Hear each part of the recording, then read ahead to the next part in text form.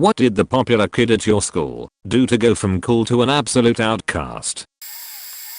This kid in middle school used to talk shit to everyone. He had nice stuff his parents got him and everyone thought he was tough and could fight until one day he started on a special needs kid. Nobody had ever actually seen the popular kid fight. He just was excellent at intimidation.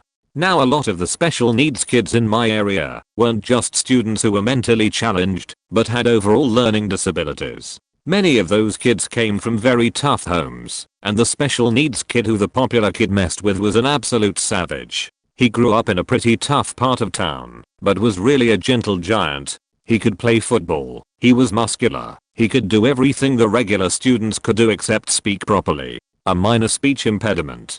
The popular kid challenged him to a one-on-one fight and got his ass kicked by the special needs kid. I'm talking blood everywhere. His clothes got ripped, one of his sneakers landed like 10 feet away, and to top it all off he even tried running away after the first few punches. The special needs kid grabbed him and pulled him back. It was a massacre.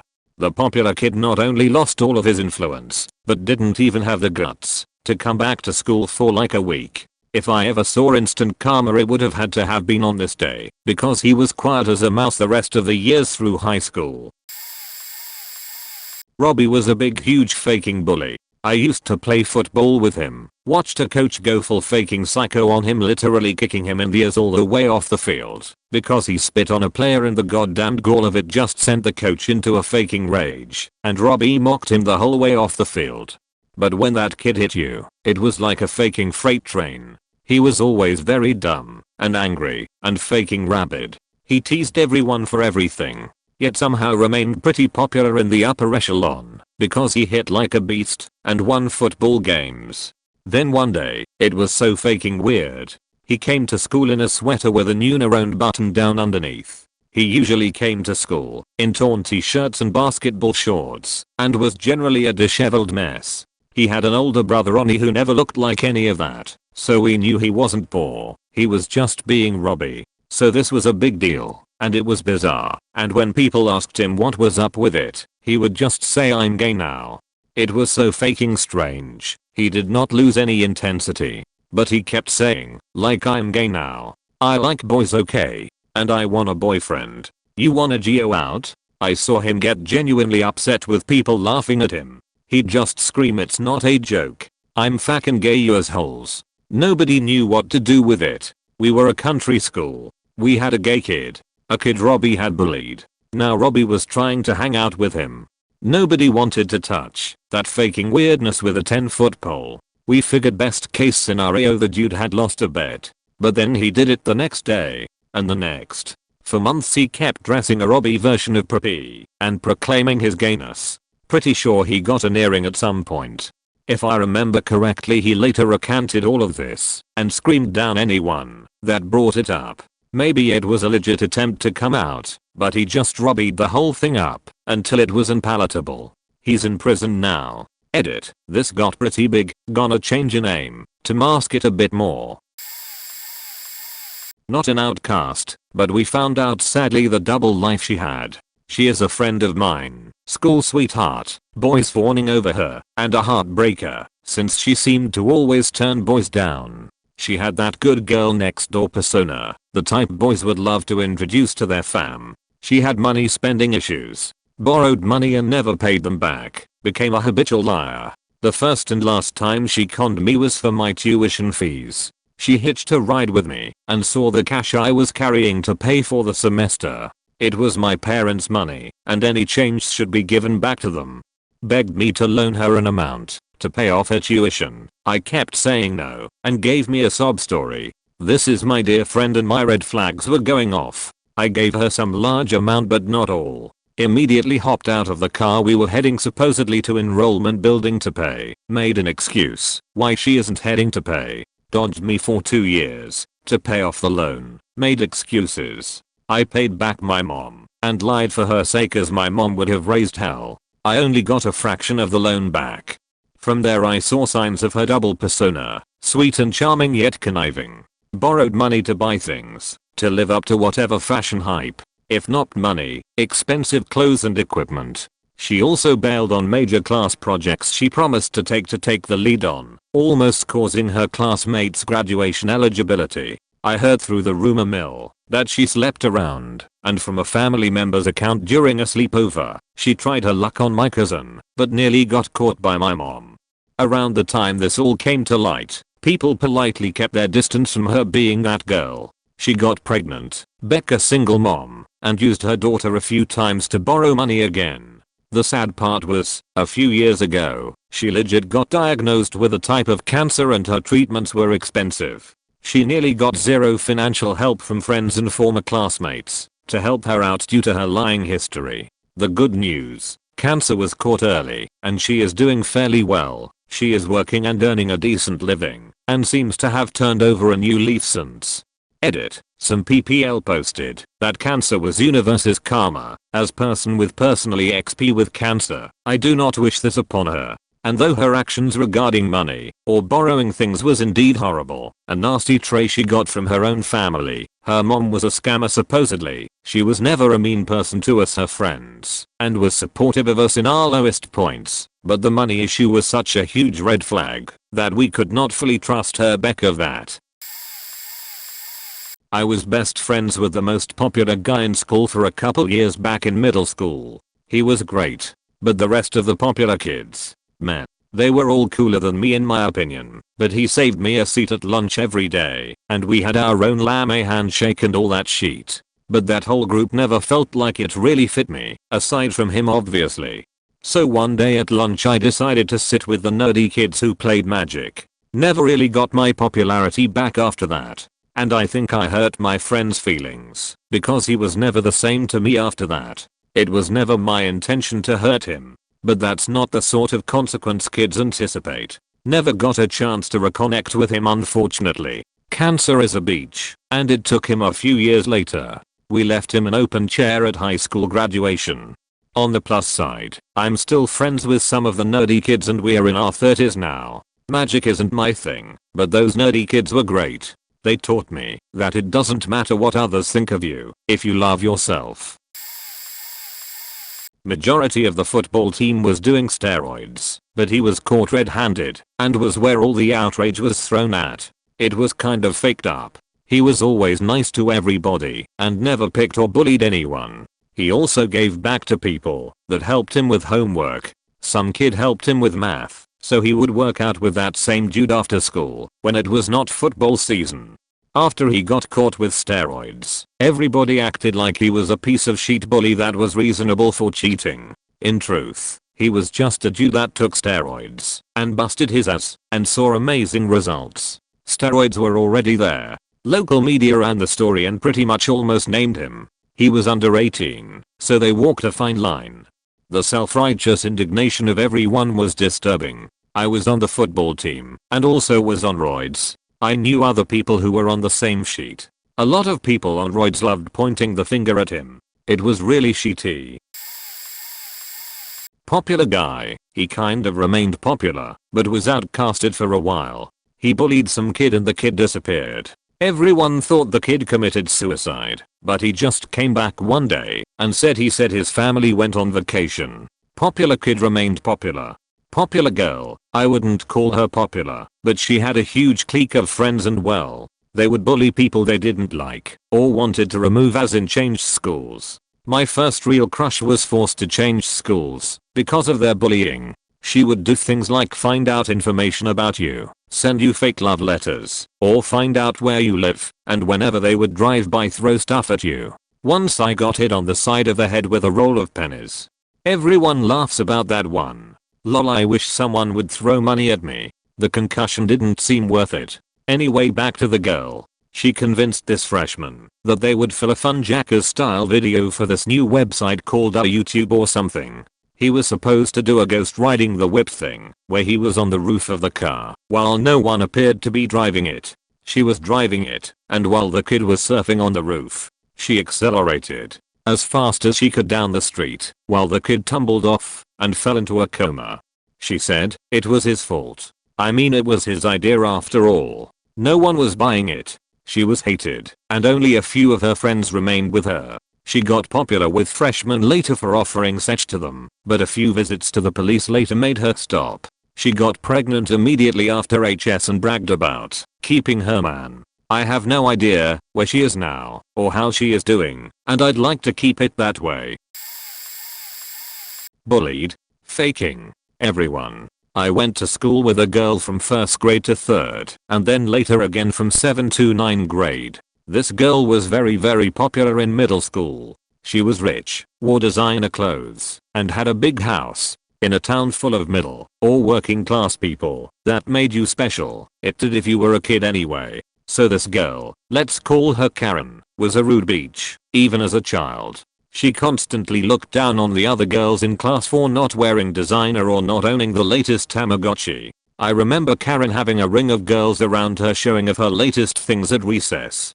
I was a bit more tomboy as a child, so I hung with the dudes mostly, so I mostly watch her worshipping from afar. I also thought this might make Karen and co ignore me BC I wasn't even near them, but no, I was wrong. Me hanging with only guys was weird, and me not wanting to look at her new handbag was weird, and so on and so on. Weird me. As I said, Karen was a huge bully, and she loved making comments about me and how I dressed and acted to her group.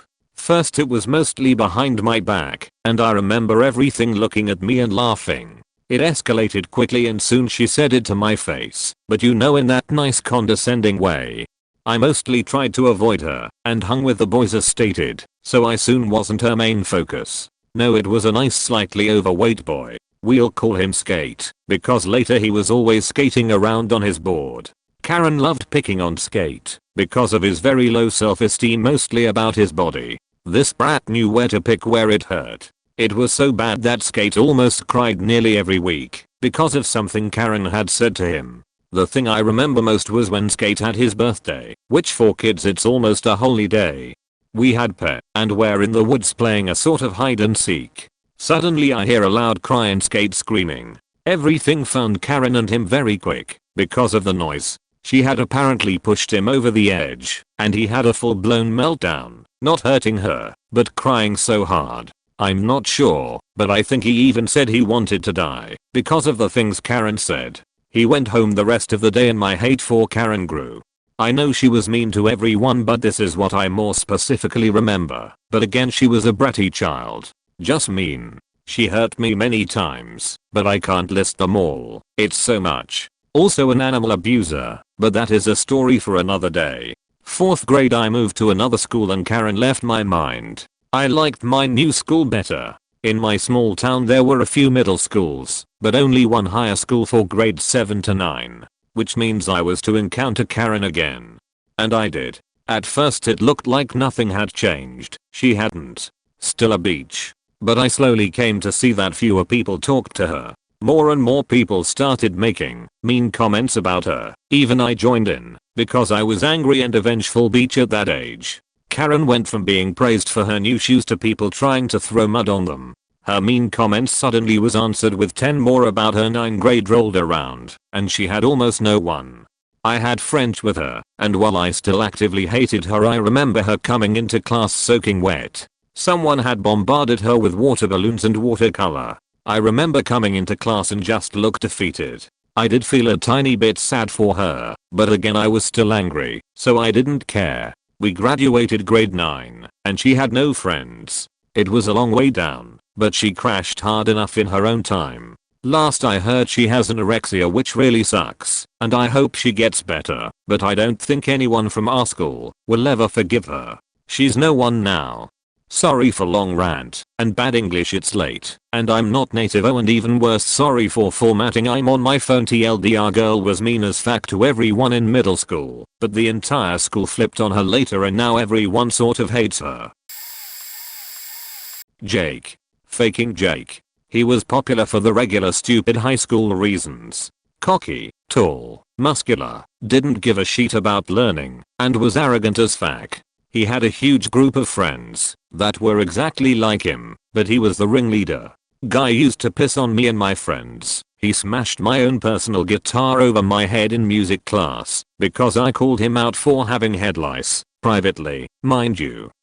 I said it nicely. He used to grab my head and grind my face against the metal lockers if he ever caught me outside of class. I'm talking cuts and scrapes and friction burns. Most notably, he locked me in a stairwell, stripped off my clothes, and kicked me repeatedly in the groin until I bled. As a result, I'm sterile. Everyone still loved him. He found mild success after high school, became a pretty reliable tradie, and settled into what appeared to be a normal life. Well, it turns out he was a major drug dealer, employed by the super shady club in our town, and allowed to sell drugs at the venue. He ended up racking up a debt to some even worse people, well over 60,000 Australian dollars, and he ended up disappearing for a few weeks. In those few weeks he was missing. One of my employees at the cafe I co-owned was calling in sick for every shift, citing a very sick dog. Turns out her boyfriend was the guy that Jake owed all this money to, and she was helping. Said boyfriend cut up Jake's body into tiny little pieces. Parts were found in recycling bins all over Tasmania. I don't think they've actually found his torso, so goodness knows what they did with that. It was the most high-profile murder case in Tasmania in fact I think ever. Only his closest friends mourned him. Everyone else remembered him for being a cunt and a drug dealer. I pissed on his grave. Full circle. Fact face.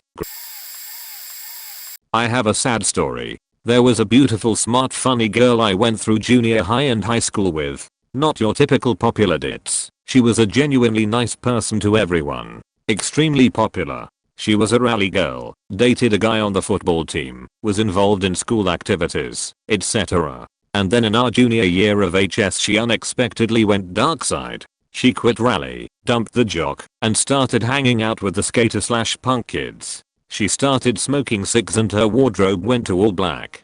Understand that those things definitely don't make someone an outcast, but this drastic transition all happened within a 2-week period, and these changes stuck. She started dating a guy in a metal band, smoked bowls with us in the parking lot at lunch. Yeah, I was no chore boy, and being a fallen angel in general. None of us knew what was going on with her. I asked, but I was young too and probably not capable of suspecting the underlying cause at that point. I remember my best friend and I discussed it at one point, but we never really pushed it. One day at lunch she was out sitting on a bench in the sun and we were walking past, and she asked us to sit down. And she told us the story of getting raped by her mom's boyfriend. She was 15.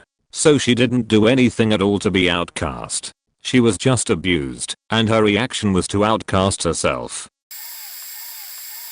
There was a couple. Typical rich kids. The girl's family owned several businesses around town and the boy was the star of the school's football team, and was on track to be accepted into the AFL. One day one of the kids with a learning disability refused to let the girl use his laptop during a free study period. She wanted to post an update on Facebook and FAQ around for the period. He refused.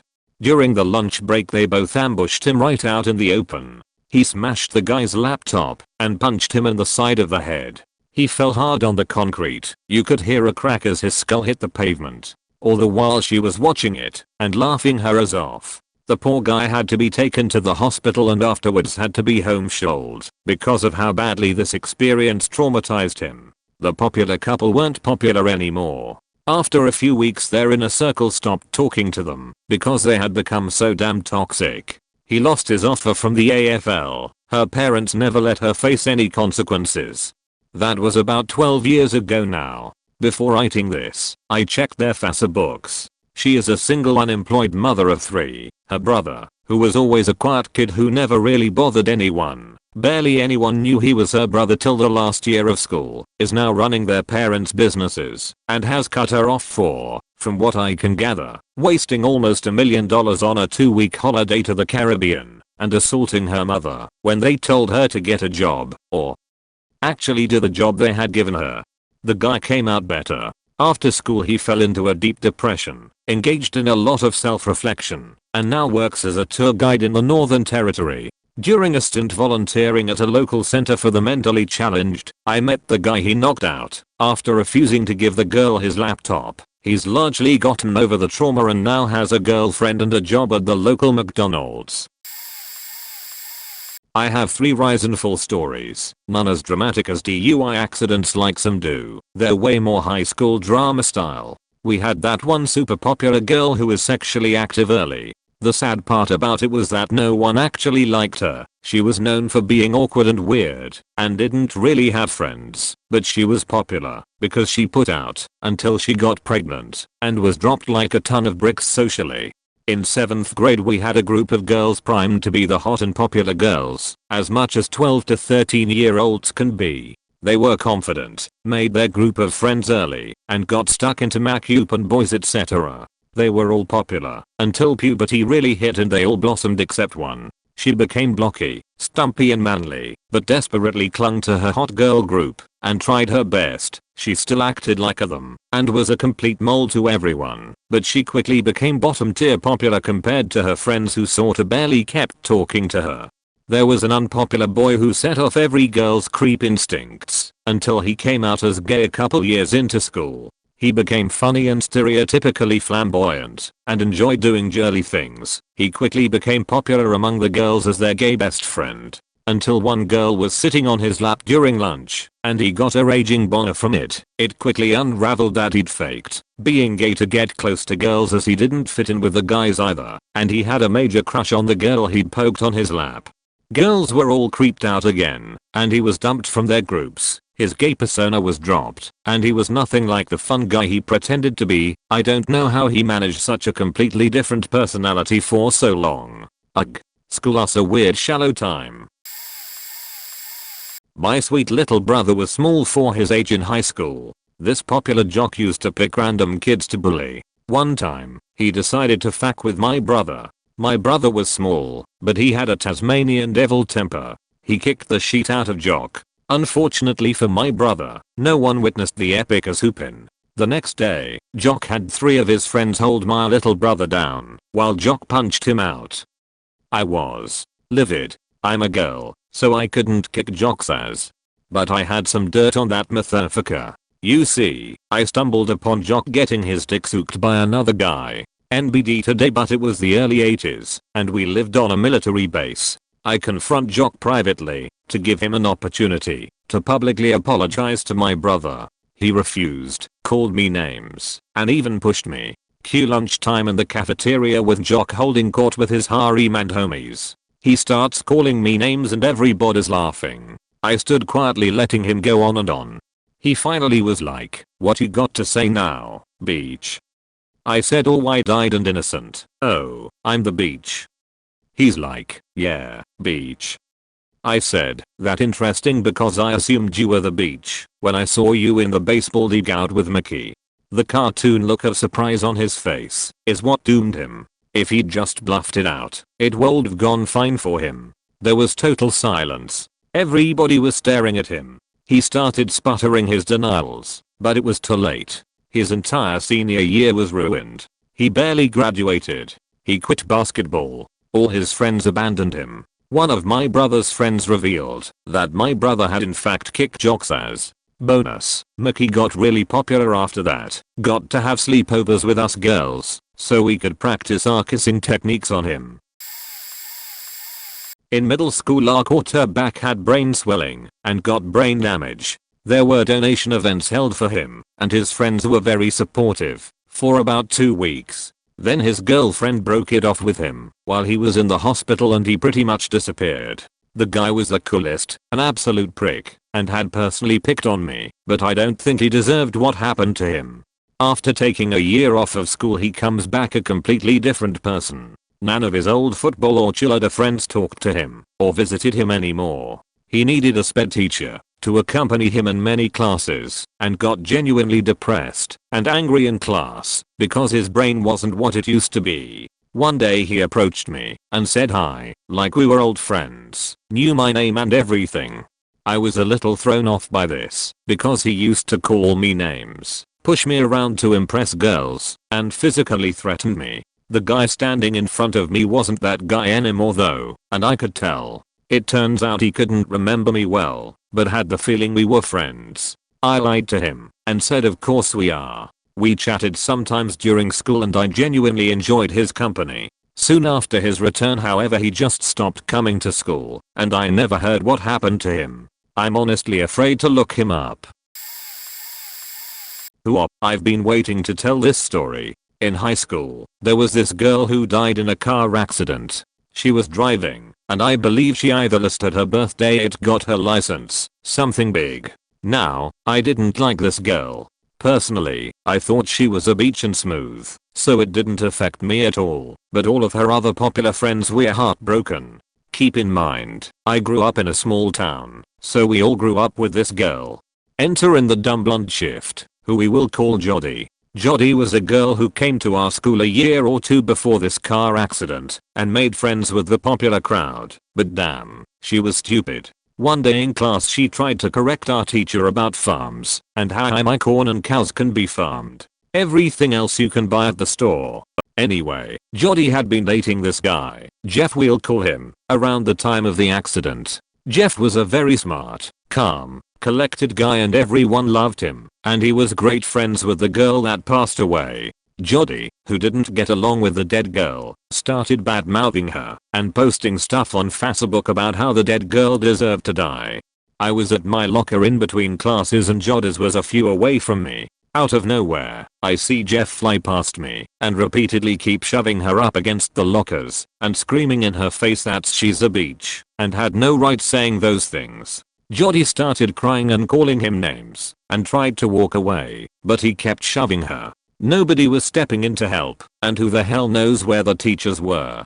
I slid my bag in the floor and stepped in between them, my front to him, and she behind me and the lockers. I asked him to stop and go left, but he just kept repeating that I need to move. This kinda took me back, because I had a small rep about not putting up with this. In middle school, I shoved/lifted a girl up against some lockers for saying shit about my friend who had cancer and outsmarted a physically abusive bully. Didn't even have to put my hands on her, but that's a story for another time. He kept trying to get around me, but I had my hand on his chest and just kept him at a distance. It was clear he didn't want to hurt me, so he wasn't trying too hard, but I'll never forget the look on his face. It was so out of character for him.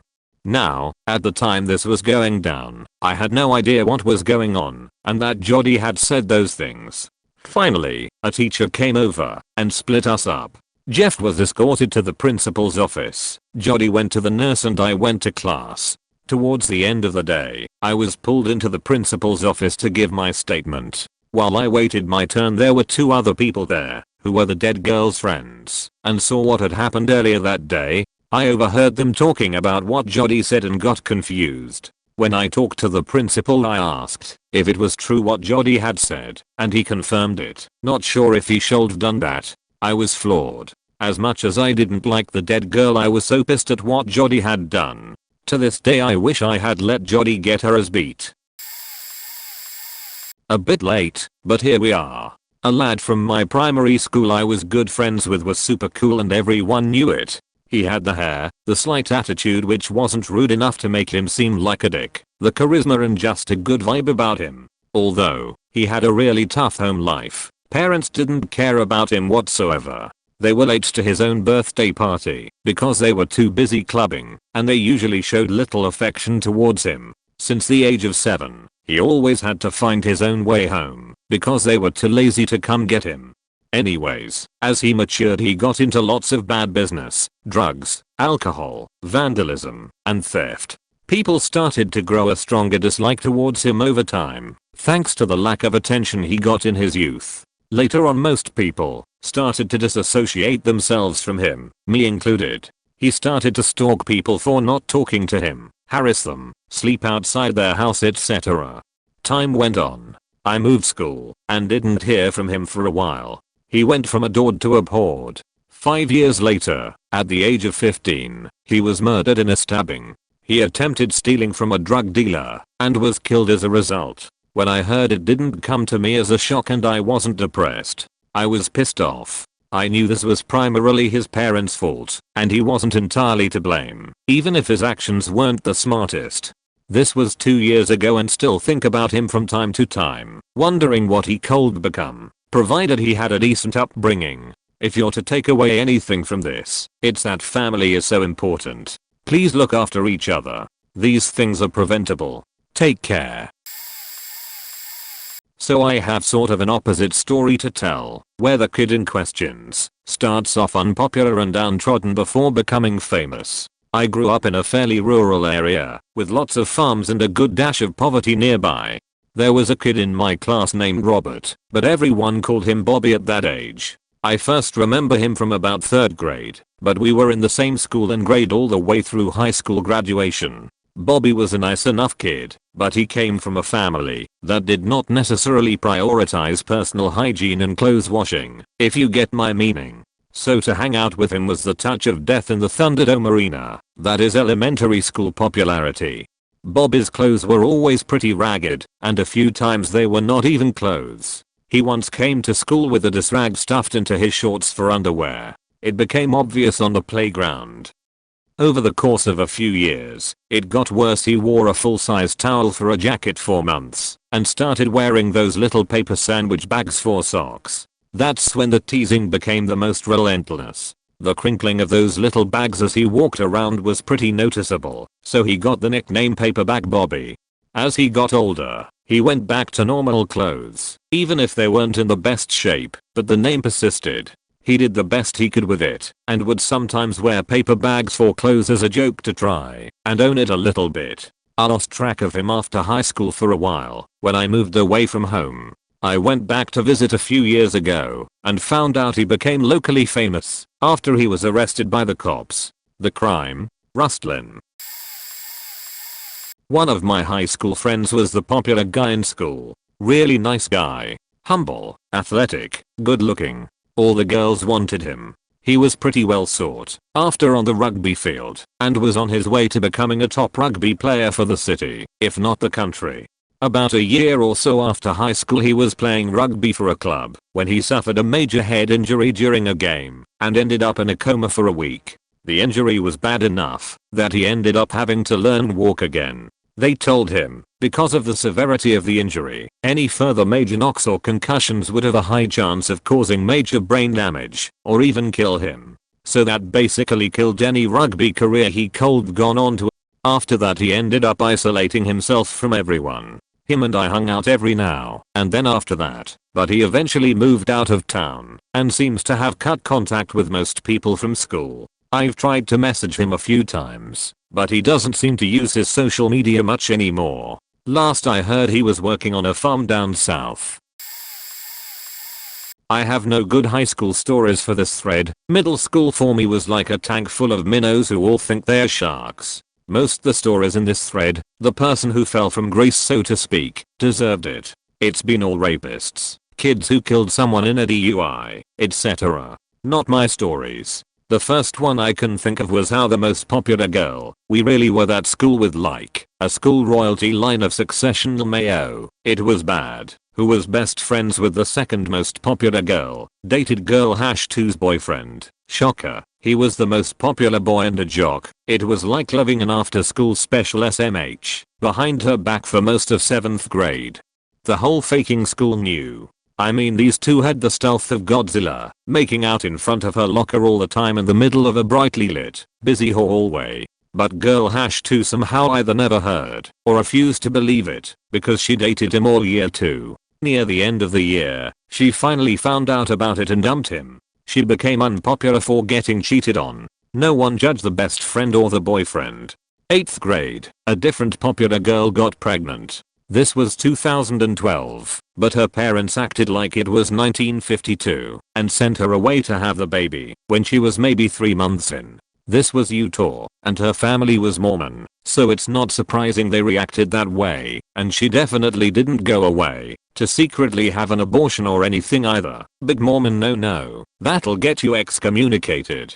A few of her best friends luckily stuck by her, skipping class to help her with morning sickness, helping her hide out in the bathroom when the bullying got too harsh, and she'd be crying, defending her from the cruel brats, that kind of thing. But she basically became the ultimate outcast.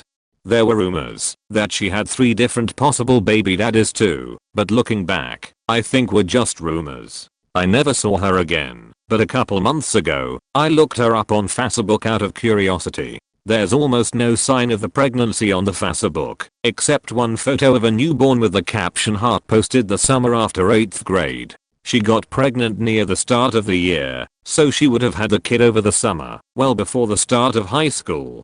I didn't know, but according to Facebook, she went to my high school for the first couple months of grade 9 before transferring. She seems to have gone away, given birth, given the baby up for adoption, and returned home to pretend nothing ever happened. Many people might argue it was her fault for being dumb and getting knocked up at 14, but I genuinely just feel badly for her, especially since it was clear her family didn't treat her too well for it either. I just hope she and her baby are both doing well now. We all made dumb decisions at 14, and she didn't deserve the abuse she got for it.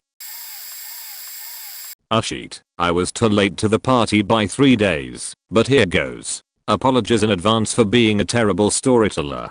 This was pretty sad, so spoiler? I'm Southeast Asian, and went to a super competitive high school, where they really emphasize of preparing their students to do well in university, so all the subjects there were very hard, especially the science subjects, maths, physics, chemistry, biology. Think engineering level maths given to high school students. It was a very competitive environment, with a lot of people competing seriously for a top 3 ranking at their own classes. I was just a nerd with average grades, but I was quite close with this popular female friend, Cindy, not real name. In year 10th, Cindy was the top student of her class, and she was known to be kind, smart, and very diligent. She often organizes this group study sessions for midterms and whatnot. Her parents were the stereotypical Asian parents who don't take academic failure lightly, and as a result, she was very insecure about this and does her absolute best to get the best grades she could. So, she took private tutoring from a maths teacher in the same school, but teaches a different grade. He teaches only year 10th students. When we were in year 11th, our maths teacher was this super smart guy who likes to give extremely hard questions, just for the sake of it. A lot of students were unable to keep up with his level of difficulty, and Cindy was doing pretty well in his class, while I just barely got through. Midterms came around, and the maths one was ridiculously difficult, way harder than his usual exams and the practice midterm problems he gave us. As a result, almost everyone got a score below the passing grade, and unfortunately this includes Cindy. She was devastated. I reckon her parents gave her a serious grilling, because she cried when we got her results back, and was quite depressed the weeks after that. Fast forward a few months, and finals is approaching. Our maths teacher will undoubtedly do the same thing again, so I mentally prepared for a terrible grade on top of actual study. Cindy was attending her private tutoring almost every day, mostly because she clearly wants to avoid getting the same grade as the midterms. And to no one's surprise, our teacher did the same thing as the last time, giving us inhumanely difficult problems. I did the best I could, and got a decent score, around 70%, but Cindy got an amazing score of 94%. Being her close friend, I congratulated her for her hard work paying off. Unfortunately, people got suspicious of this result, even the maths teacher himself. The teacher said he purposely made the finals so difficult, so that no one can get more than 80%. He said he will investigate, and will punish any unfair behavior, if there are any. Long story short, the id technicians of my high school didn't secure the teacher's file directories, so that all the files there save in the school computer can be viewed by anyone. And this includes the problem sets for final exams. Apparently Cindy's private tutor copied the file of that semester's math finals and gave it to her. Once this was found out, Cindy basically became a social outcast. No one wanted to talk to her anymore. Only her boyfriend and a few friends stuck around with her, myself included. A lot of people, particularly the smart kids, were really mad at her because they feel cheated, and I can see where they're coming from considering how competitive the environment is. This continued on until we graduate, and Cindy is doing great in university now. It's just really sad to see someone get pushed to the limit and forced to do something like this because of their insecurity, especially in traditional Asian families. What do you lads think? At my high school there was a group of 5 football players that were at the top of the food chain. They had it all: good looks, very athletic, funny, and frequently volunteered at the local church, big church town, so it gave them tons of brownie points in our community. All of them eventually fell from grace, and their stories are as follows. Names are fake to protect identities. Tyson Steele was the best point guard on the team and popular with the ladies. Maybe a little too popular as he got the underage daughter of the local minister pregnant as well as 3 other, also underage, girls. He was never convicted of statutory, although the parents tried hard, but he was only 17 himself at the time, and the girls were 16 to 17. Nowadays he is in and out of prison for abusing his girlfriends. Roger Williston was a defensive lineman and was the biggest student there, 6 feet 5 and 330 pounds. When he was junior, he got in trouble for punching an autistic boy who accidentally spilled his milk on his new shoes. He was at the precipice of expulsion when his rich dad bailed him out. He lost his scholarships, began doing drugs, and committed suicide 5 years after graduation. Broke and alone, I guess his dad cut him off after figuring out his son was using his money on liquid zero.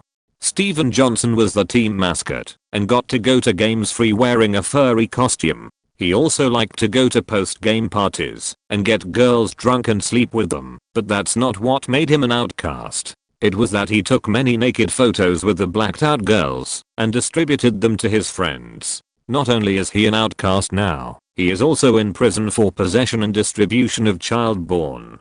Cody Knight was another defensive lineman. In his junior year he got into minor trouble for a hit and run accident on campus. He hit an empty car while backing up.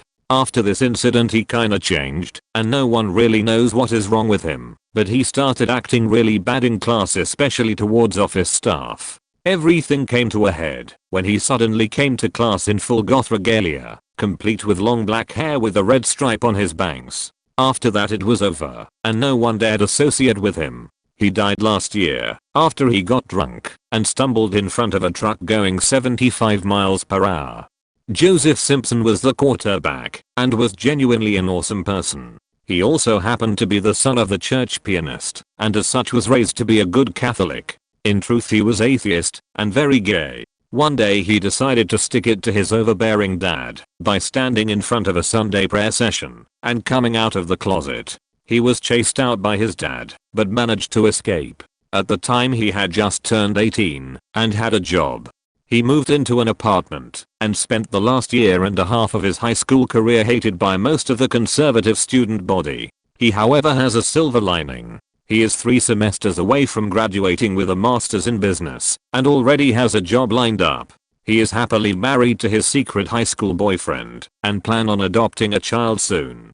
Had this one kid in 10th grade where he constantly was into everyone's business, so in his mind he was popular because we all knew him. Well, turns out, while yes we were all nice, it was not due to him being a cool guy. Either way, halfway through 10th grade he looks at me and says, "Man, you creepy," like a child molester, and tried to get others to pitch in and call me that. No one joined him, so now Hare's alone and I spit roast him back. Never talked to me again. 4 months later Hare's not in school and sure enough people are all looking at their phones since everyone was sharing it back and forth. In Florida if you get arrested it's put public online. Well, there he was, full name, Mugshot, even description of what he was arrested for: molesting his 4-year-old sister. Yep, there was another time. I was in 12th grade and this new kid was in 9th. So he tries acting like has cool sheet. Problem is that he won't stop talking about his dick and saying how, if he puts it in a girl, will come just from insertion, since it's that big. Well, after a while on a kick chat, a girl has been sexting, receives a dick pic from him. She's a popular girl. She sends that screenshot to everybody. His dick was so fucking small. After that he wasn't so popular anymore, and he has a long way to go before graduation. After that no girl wanted him, so he dates the ugliest girl of our school. And he always goes, well, at least I'm getting some. I was the popular kid until about grade 10. Hung out with people who I thought were my friends. We were teenagers and totally obsessed with idiotic things. When I was 16, I took a chance on this guy who as an adult I would call deeply troubled, but at the time, was definitely badass. He had a mohawk and failed a grade because he went to juvie.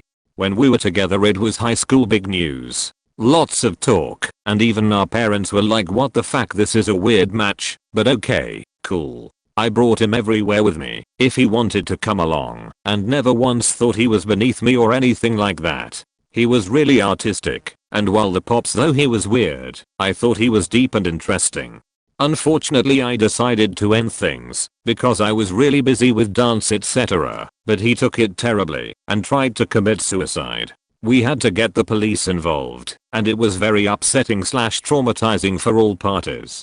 It was also about 15 years ago when the conversations around depression and mental health were very different, or didn't really happen at all. I remember my mom being particularly rattled by the whole thing and not knowing what to say or do. There was also this element of it where he threatened me that if I didn't stay with him, he would kill himself, which as a 16-year-old was terrifying.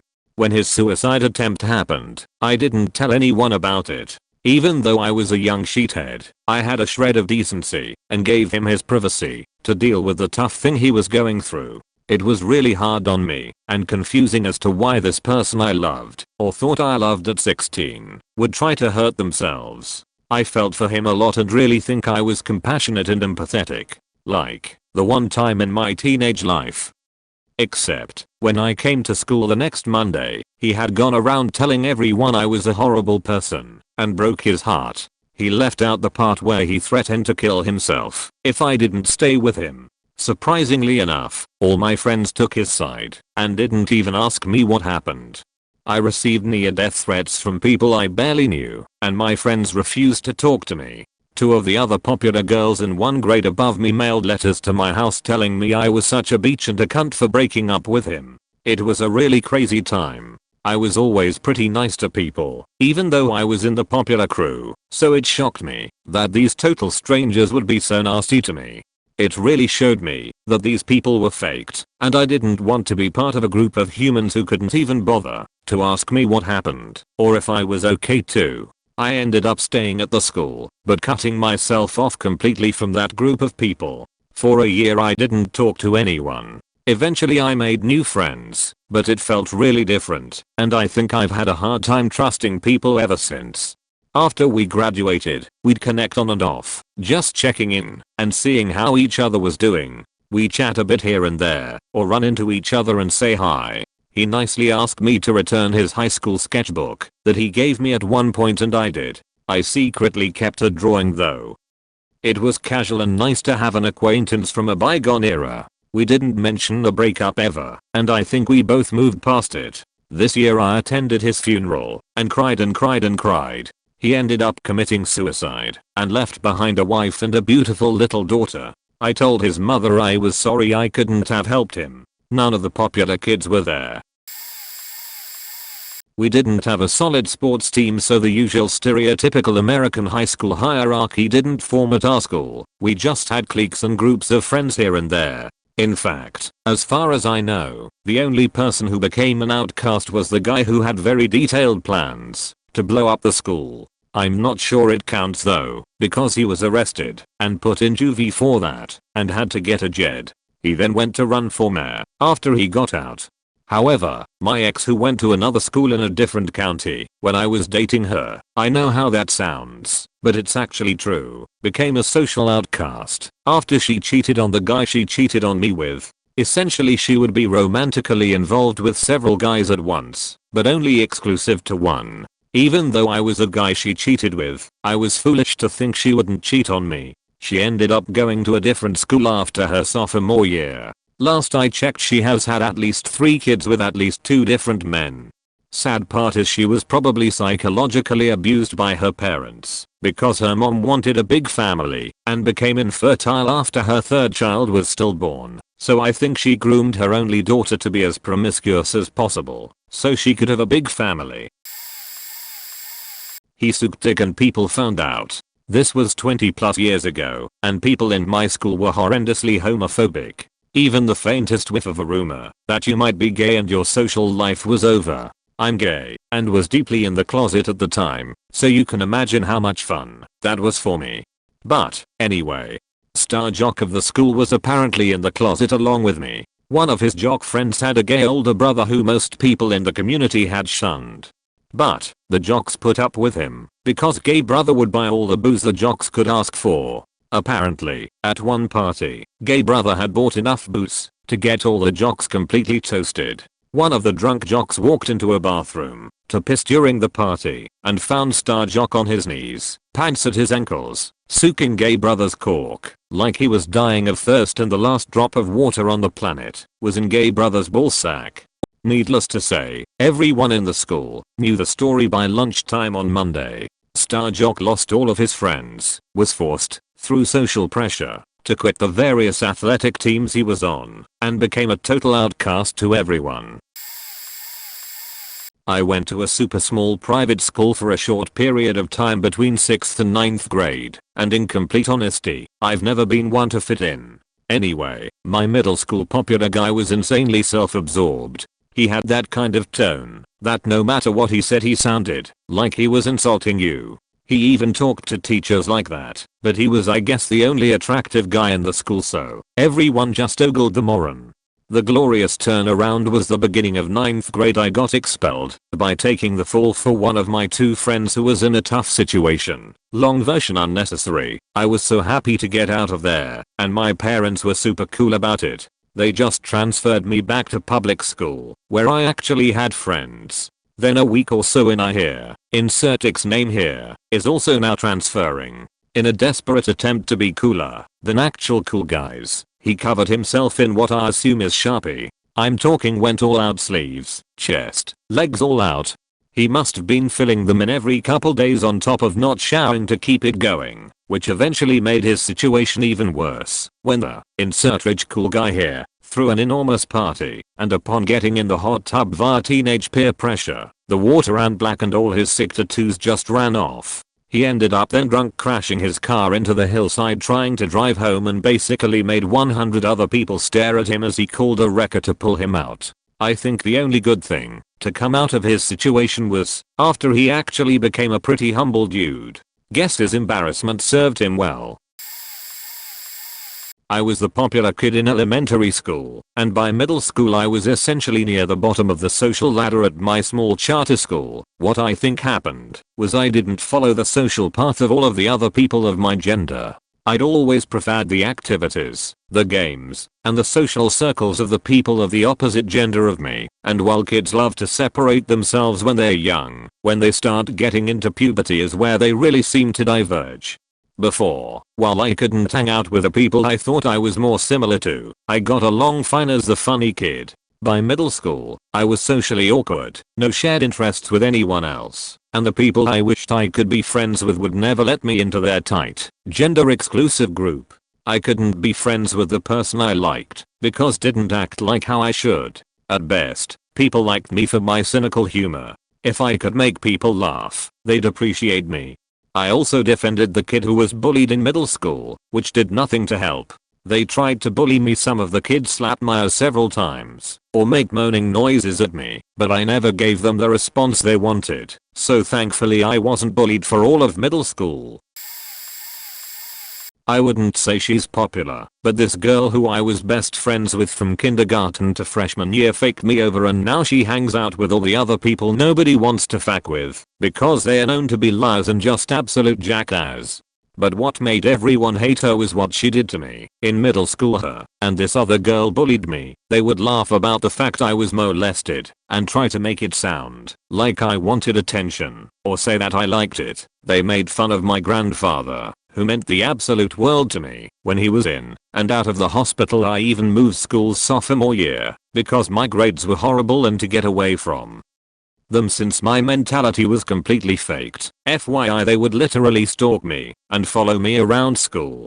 Well, they followed me to my new school. One of them stayed the entire 2 years I was there until we graduated, and she still followed me and made comments I had enough and exposed her. Pretty much the entire school had my back and nobody associated with her anymore ever since that day. But I saw her recently and she looked miserable, but I don't care, it's just karma taking its place in her life.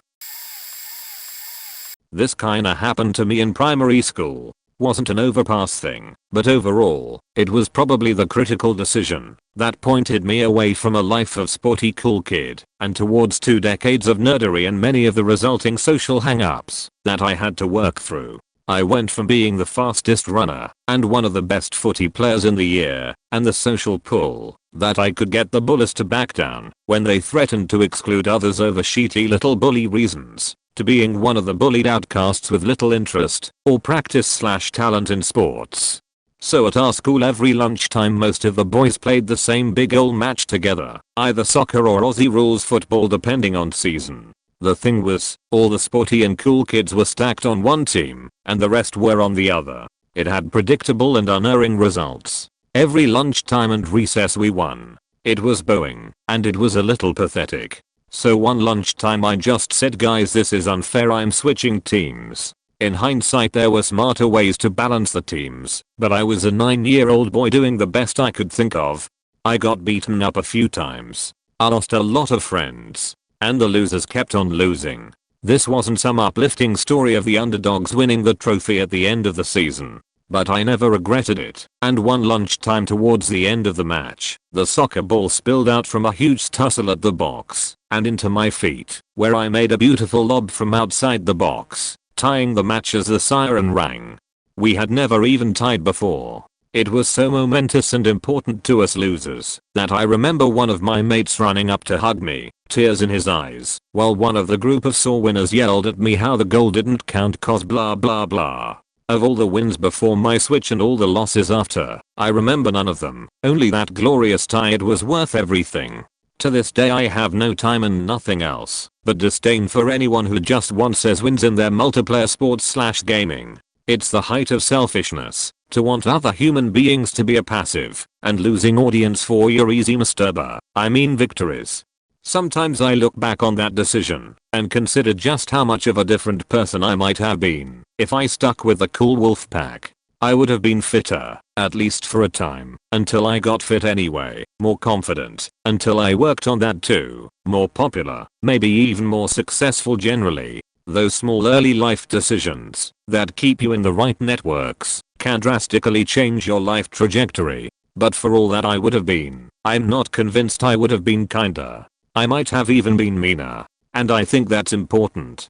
So even knowing the consequences, I'd do it again, unless I also thought about better, more adult options like just suggesting we all talk about having fairer teams. Cause again, 9-year-old boy, I don't regret a thing, and I'm proud that even as a kid I stood for something more important than my own gratification. Hang out with me? Lol. Seriously though, the most popular kid in our school, the biggest in charisma, and all around in top 3 at sports/handsomeness/teenage gang BS etc. secretly wanted to be an outcast. He freaking hated his stepmother and couldn't trust his dad. His mom died in a car accident, and his dad seemingly couldn't care less. He already had a mistress, and then they married. And his mom showed some kind of preferential treatment towards her own son, but as far as I can tell his issue was that he felt he couldn't trust/fully like his dad after what he did. So he eventually started hanging out with me, probably because he trusted me, since I also didn't fully like mom, who was as narcissistic as it gets, and since we already both were kinda weird, and both MBTI ENTP from what I can tell. Kinda rare where I live. This might be important. The interaction got us even worse. He didn't exactly stop being cool, he just thought it was completely made up and wanted to somehow use it to prove something. To go at the top of the pyramid and then be like, look at me, I don't give a fuck, I'm going back to the bottom. Another thing that's kind of interesting about this is, when I was in college, we asked some total anime nerd who had seen about 5,000 of them what anime character we're the most like, and for me, he said Asuka from NGE. When I watched NGE, as I watching it, I was like, that's kind of like me, except only the exaggerated parts of how I was influenced by that kid I'm talking about. And then as I watched the show I realized she had pretty much the same backstory as him, lol, what the fuck, how about that? She was a band kid in middle school and high school. The band kids were popular because they were really good. I think they either won state or nationals. At the band summer camp before high school started she got pregnant. Damn near everyone abandoned her after that. They wouldn't talk to her, or they would be mean when they did. She had 1 or 2 loyal friends though. I'd occasionally say hi to her, but after freshman year I never had any more classes with her. I actually think that she was one of the few people to actually get me in high school though. I was relentlessly bullied in middle school and was a complete loner. People let up a lot on me in high school, but I never really recovered socially while in school. My school was stupid as hell though. Pregnant band chick was a nice person. She didn't do anything except get pregnant, but people treated her like trash. There was another pregnant chick, we'll call her Az, who people faking loved, even though she was a shitty person. She literally got in a fight with a pregnant chick, a different one, we'll call her X, after she had given birth to her own kid a year or 2 prior. What the fuck does that, especially when they have gone through pregnancy themselves, and people were still cool with her after that. X was pregnant because of incest, so people hated X, except I know that X had a rough home life and there were even rumors going around that it had been rape. Way to be a piece of shit human as, beating the shit out of a pregnant teenager who was raped by her cousin who still wanted to keep the rape incest baby. I don't know where anyone is today in life, but hopefully they are way happier out of high school, and in As's case a better person. Dang, I cringe thinking about this right now. There was a dude at my school that was popular and known for his rapping career, always promoting himself and whatnot. So he and I were both in choir, and at the end of every school year they would do a corny medley and get some students to contribute with small solos throughout the medley. The popular dude got a solo cause popular, cue this boy standing in front of basically the whole school getting ready to spit some fire when the song gets to his part and he forgets all his lines. My dude just stood there silent for a minute and then mumbled the 5 words he remembered, cried a little until it was over, and then half ran back to the risers where the rest of the choir was, while the audience murmured and quietly laughed for a while until the next solo. I don't know if it really affected his popularity, but pretty much everyone talked about it and made fun of him for a few weeks. Also, I know my family didn't think he was very cool after that, lol. The guy wasn't so much popular, but he was still up there. It's kind of a sad story honestly, and I feel bad for him. When he transferred to my high school he became the star running back for the football team. He was a year older than everyone, so he was a god amongst men on the freshman team, and ended up dating one of the prettiest girls in school. Sophomore year came, and it was clear he declined a bit athletically. After all, everyone caught up to him, and he was playing against guys older than him. Other players used more than just their athleticism and size to be good.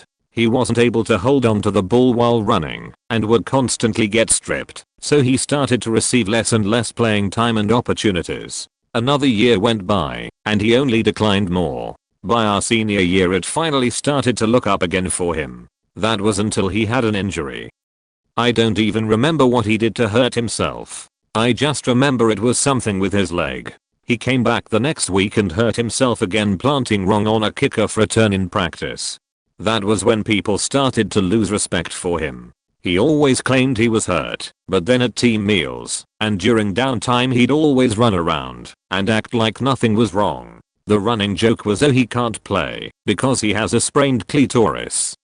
He was out for half of the season. The second round of playoffs came and he suddenly became better. He was instantly inserted into the starting lineup for defense, which pissed off a lot of the team because the backup proved to be way better on defense than he ever was. He was clearly out of shape and didn't study his scouting report. So the other team abused him all game by running it to his side.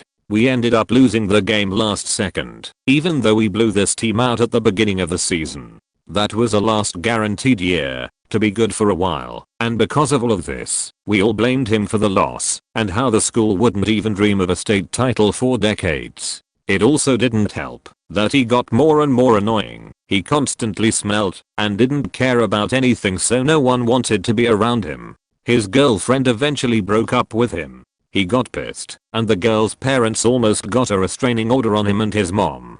Everyone in the class would do our best to make a wall between him and his ex. He then tried to get into the army, but he failed his ASVAB. He scored single digits, so he retook it and got in. But he failed his hearing test. He walked around with earbuds and blamed it on shooting too many guns. The main guns he was shooting was on Rainbow Six Siege till 4 in the morning every morning.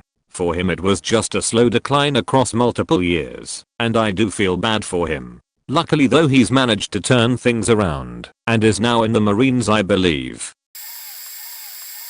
This was actually the guy that made me popular during high school. He knew everyone. We were on the same class during the first year of high school, and since we both liked DNB and eventually weed, I started smoking a month after high school started. We became good friends really quickly. After 2 months I already knew everyone. All the cool kids were into weed, and DNB as well, so it wasn't hard.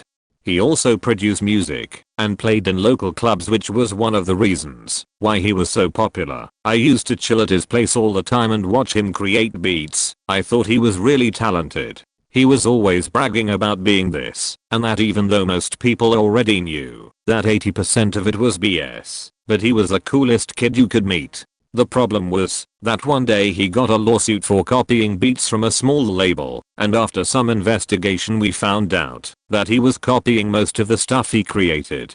The school went nuts and no one ever trusted him again. He skipped school for the rest of the year. This was during our second year of high school, and I rarely saw him afterwards. He never talked to anyone. I found him a year ago, and he seemed fine, working a shitty job at a bar, but oh well, better than nothing. It's been over a decade, and this isn't actually a Hero 2.0 story. It's more nerd to troll hero. This dude was the son of a preacher, on a roll regular, took AP classes, and was always a full group project participant. He was also following his preacher dad's footsteps by leading his church's youth group, walk the path at school and at home. That gained him respect from those that respected that sort of thing, but he was pretty invisible to the rest of the cliques. Early senior year, we find old Clem has been accused of molesting young girls he was in charge of at Vacation Bible School. He'd do hit and run touches during situations he thought were passable. Once or twice you might not think anything of it, but he kept at it and got brazen enough to sound the alarm in some poor girl's brain that she said something about it, and then the dots connected in other girls' brains, and then the tapestry was quilted together, piece by piece. He was expelled, his dad stepped down at church, and the usual extent of these things proceeded as much as they would for a minor molesting other minors. Then it got weird. Underclassmen were staging small, seemingly impromptu protests, tearing off their hoodies to reveal plain undershirts with "Free Clem" written in Sharpie. As far as I knew, these kids might have known his brother, but were never seen as close to Clem. They were the type of nuclear-related goobers that would do anything controversial for the sake of controversy. He's not even in juvie, you dumbass. None of us wanted to hear his side of the story. We were all shocked. Had this one kid in 10th grade, where he constantly was into everyone's business, so in his mind he was popular, because we all knew him. Well, turns out, while yes we were all nice, it was not due to him being a cool guy. Either way, halfway through 10th grade he looks at me and says, "Man, you creepy like a child molester," and tried to get others to pitch in and call me that. No one joined him, so now Hez alone, and I spit roast him back. Never talked to me again. 4 months later, Hez not in school, and sure enough people are all looking at their phones since everyone was sharing it back and forth.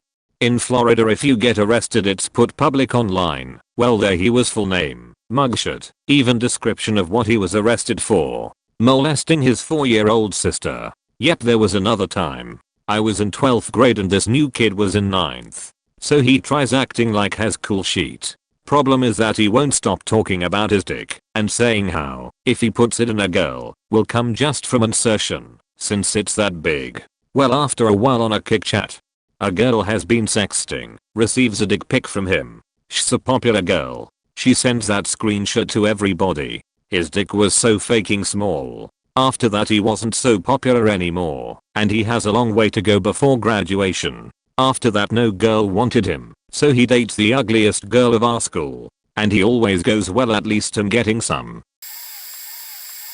There was a disabled guy named Tristan in my high school that everyone loved. He had very little function in his arms, and no function below his chest. He could feel everything, just could not use his limbs. He also had brittle bones disease. He was strapped into one of those electric wheelchairs you control with your mouth. Everyone loved this guy cause he had such a hard life, but was the most positive person you would ever meet, and he never let life's bullshit get him down, and he would talk to anyone about anything, and listen to them intently, and offer his opinion or his perspective, and everyone loved him, because he was just a genuinely nice, kind-hearted and charming guy. Partway through grade 10 a kid named Spencer, yes, spelled that way, moved to our small town in Canada from a city in the States. He was an instant popular kid the moment he got there, tall, good looking and funny. He hung out with the cool kid group right away, and was fitting in great. He started bullying kids, which didn't go over great, but everyone ignored it, assuming if no one paid it any mind he would get the message. We didn't do that here, and it wasn't funny, but it only got worse. After a few months, one day God only knows why he decided to pick on Tristan. That asshole took a knife, sliced the straps holding him in place in his wheelchair, grabbed the back of the chair, and dumped the poor kid face first into the concrete floor in front of everyone, and started kicking him, and calling him names, and whatnot, while Tristan was screaming horribly in pain, because those kicks were literally breaking his bones. That lasted all of about 15 seconds. Every guy in the immediate area that saw this all charged at him as fast as they could and tackled him to the ground, and he got the absolute shit kicked out of him, while a few of us, myself included, went over to help Tristan. I had known him since we were 8 from Boy Scouts, so I went to him rather than Spencer. All the kids wanted to flip Tristan onto his back, but knowing him the longest, and in Scouts we had been taught what to do if he fell, so I stopped them from moving him, because his neck very well could have been broken due to his illness. So we sat there and tried to comfort him as he screamed out crying. We called an ambulance, and I told them about the brittle bones disease, and they took him to the hospital, and we were told we did exactly the right thing by not moving him. Luckily his neck or spine wasn't broken, but he did suffer a total of 11 breaks because of that asshole. Spencer was never seen again. He went to juvie for attacking him, and that was the last I heard of him.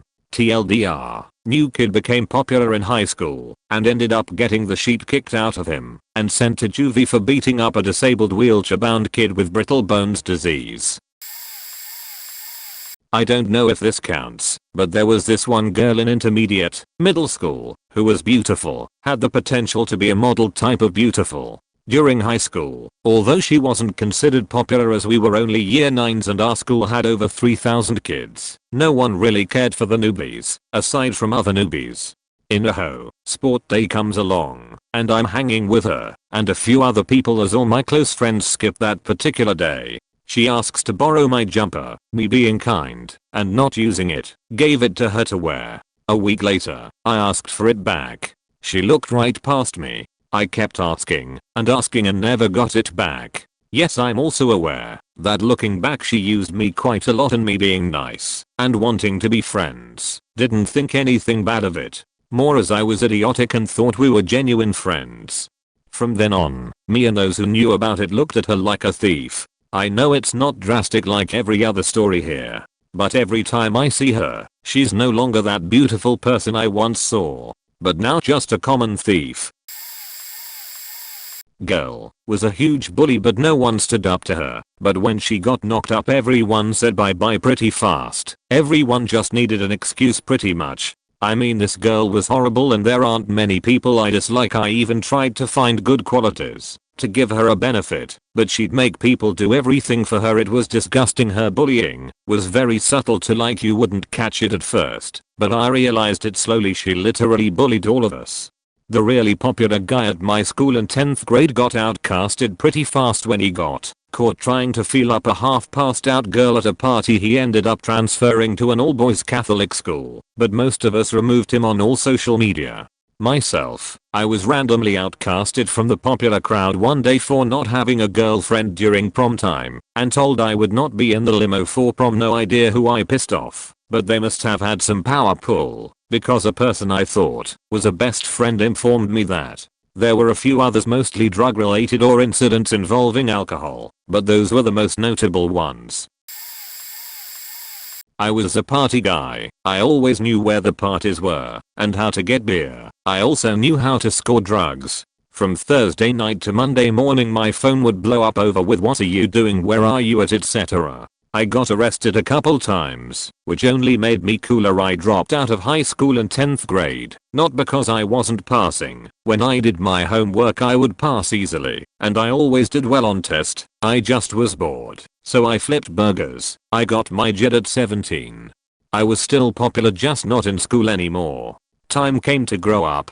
My dad had enough of me being a bum basically, and kicked me out. I lived with my girlfriend at the time for like 2 months, then moved away. Girlfriend broke up with me, for good reason. I had cheated on her more times than I could count over the 2 years we were together. I moved down to the Gulf Coast, where my mom was, and tried to get on oil rigs. Ended up on tugboats instead. I got a pretty good social circle built up down there, but I missed my friends.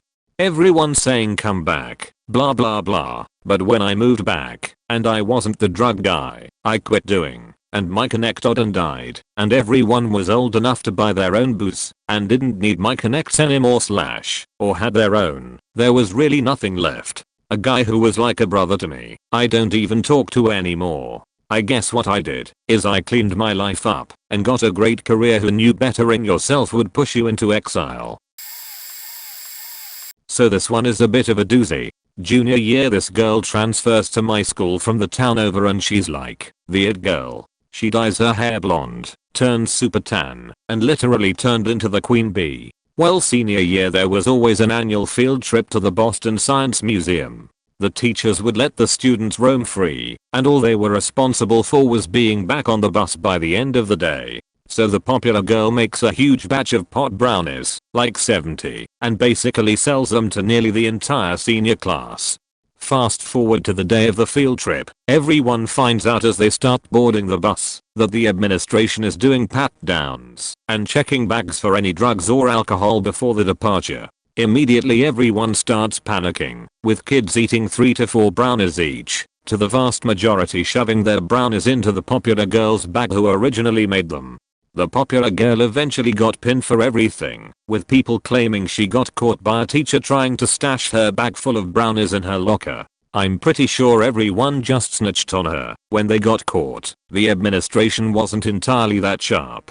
Anyway, the girl who ended up getting expelled and barred from prom or any senior events, and had to figure out an alternative way to complete her senior year, but her family was wealthy, so that wasn't really an issue. After this whole thing she let her hair go back to its natural color, and cut it short, and went back to her natural tone of skin. Last I heard she was enrolled at art school, and was actually pretty talented. The whole thing must have sucked, but in the end I feel like it really forced her to find herself really. I went to a smaller and more refined elementary school where most of my cousins and family did, but I wasn't supposed to because I didn't live in the area. What resulted was I had to change to a bigger, much larger district for middle school. Despite that, I was an active kid growing up and knew everyone in my neighborhood. We were sort of known for being rich in that poor area.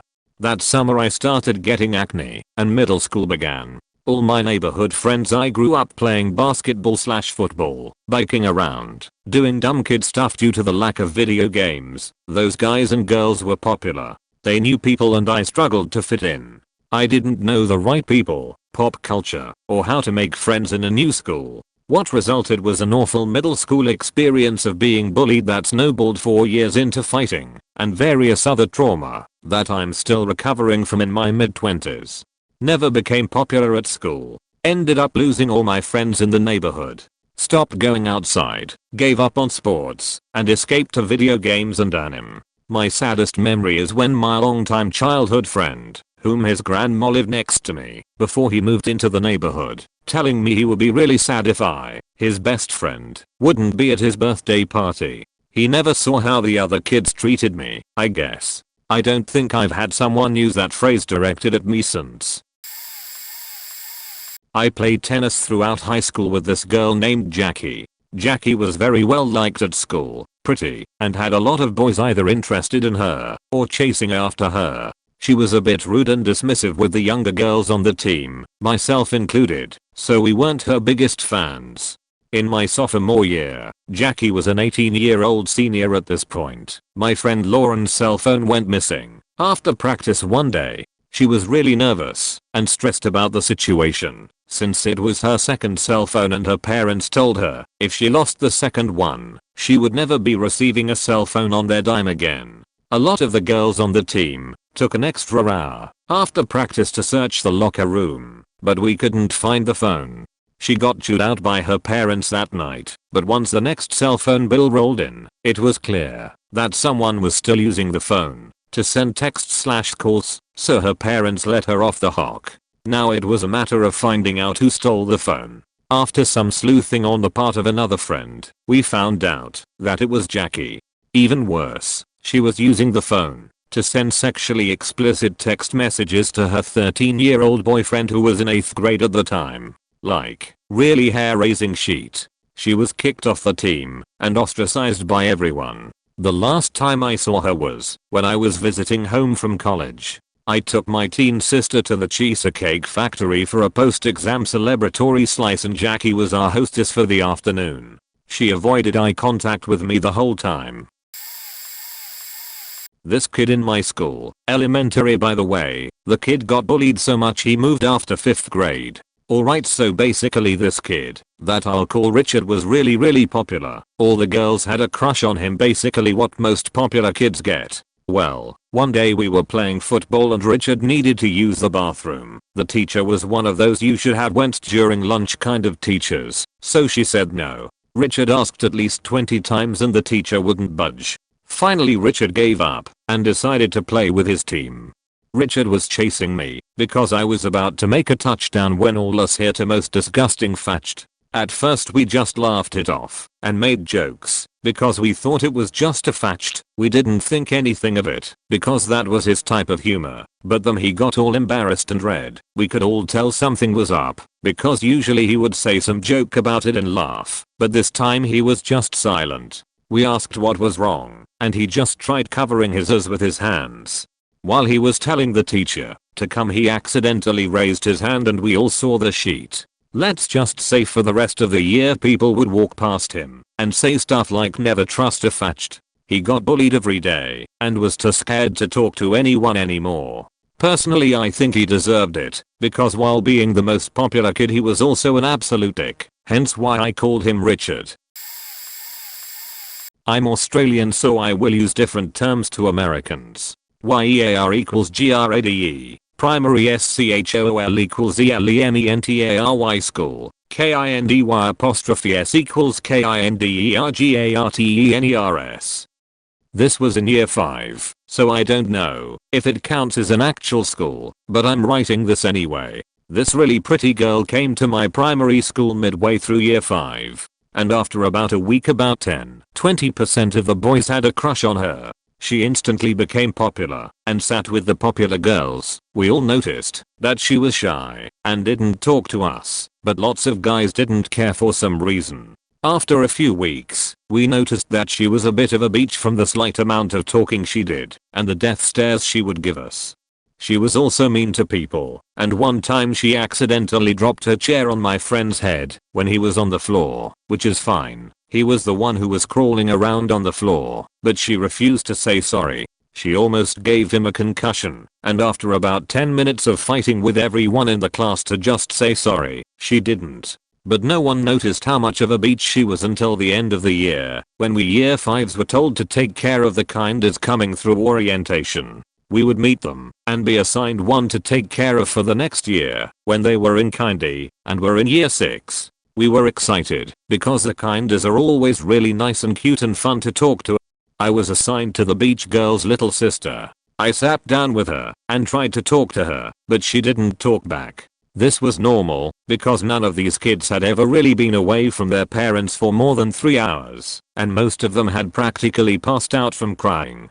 After about a minute this kid I was sitting down started wiping her eyes. She started crying, which most people thought was normal, but my big brain noticed that she was completely fine walking into school, but suddenly after a lot of smiling she was suddenly sad. Out of the corner of my eye, I see her beach sister coming up to her, and I just thought, oh god, here we go. The beach sister took her precious sister far away from me and took care of her for the rest of the day.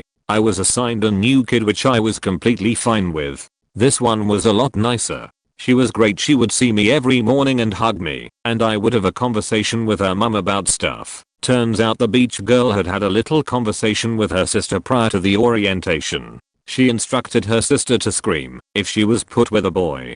Word got around about this, and for the rest of the school year, it was revealed that she was a full-on faking man-hater. After this, I had a 30-minute gave her a big brain lecture and told her that convincing her sister that boys are the enemy will destroy her social skills. None of the other popular girls were really interested in feminism, and after putting up with her bullshit for a while they eventually just booted her, and for the rest of primary school, she sat with the awkward nerdy girls and no one liked her. The end.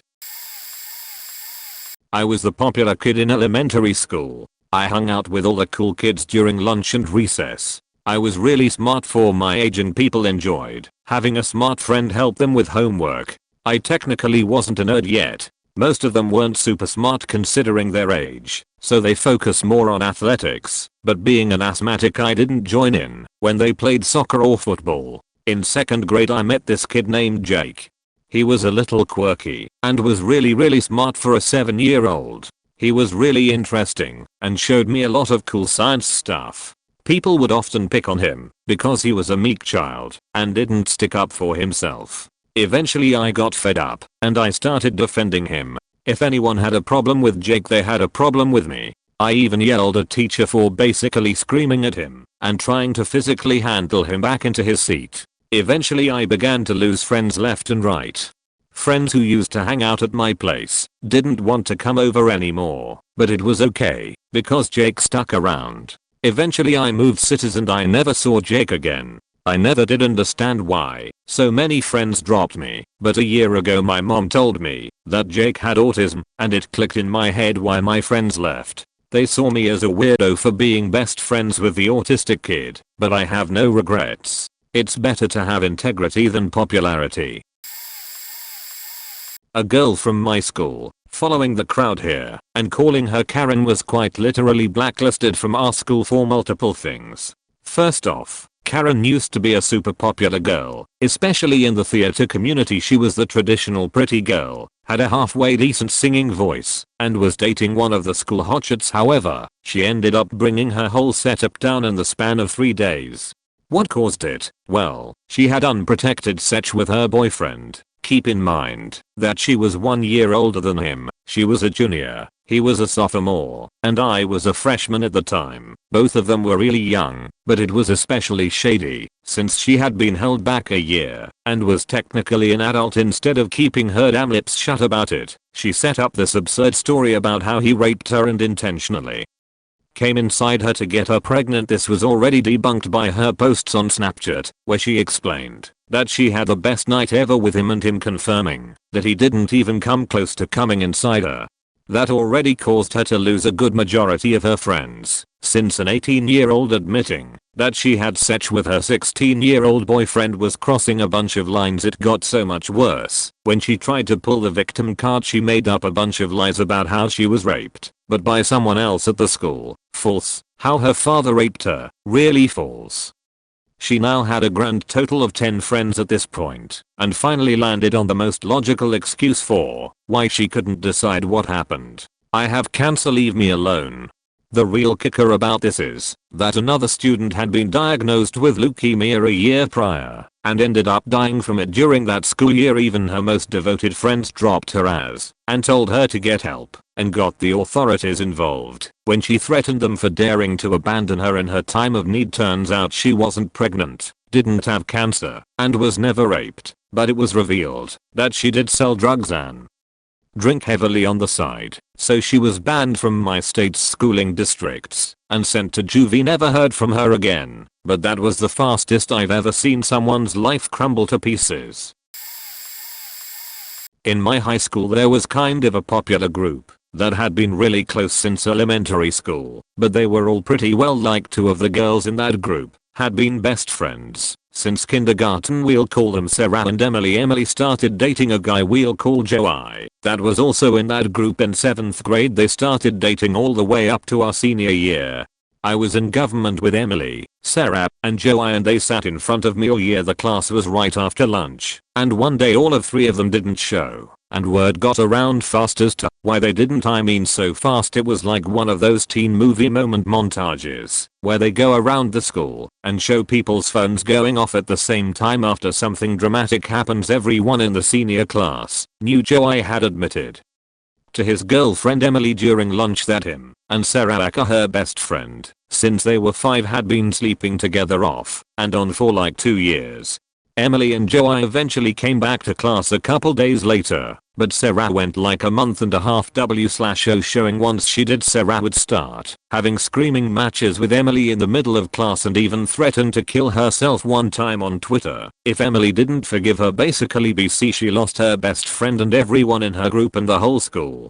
That was about 3 years ago, and Sarah and Emily aren't friends anymore based off what I see on social media, but Emily and Joey ended up getting back together. I only know BC I saw them a couple months ago at Target while I was at home. I don't know, kind of sad Emily was willing to forgive him but not Sarah. This girl. I was in a small private school. This girl was new.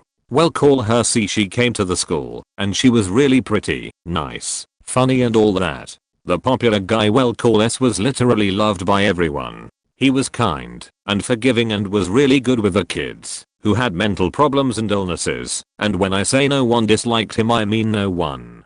Anyways, they started liking each other and started dates for like 2 weeks or so when someone found out that this girl had been talking to other dudes and flirting with them and cheat. This was 1 year before her total downfall. Next year another new girl comes to our school. We call her M, also super pretty but quiet.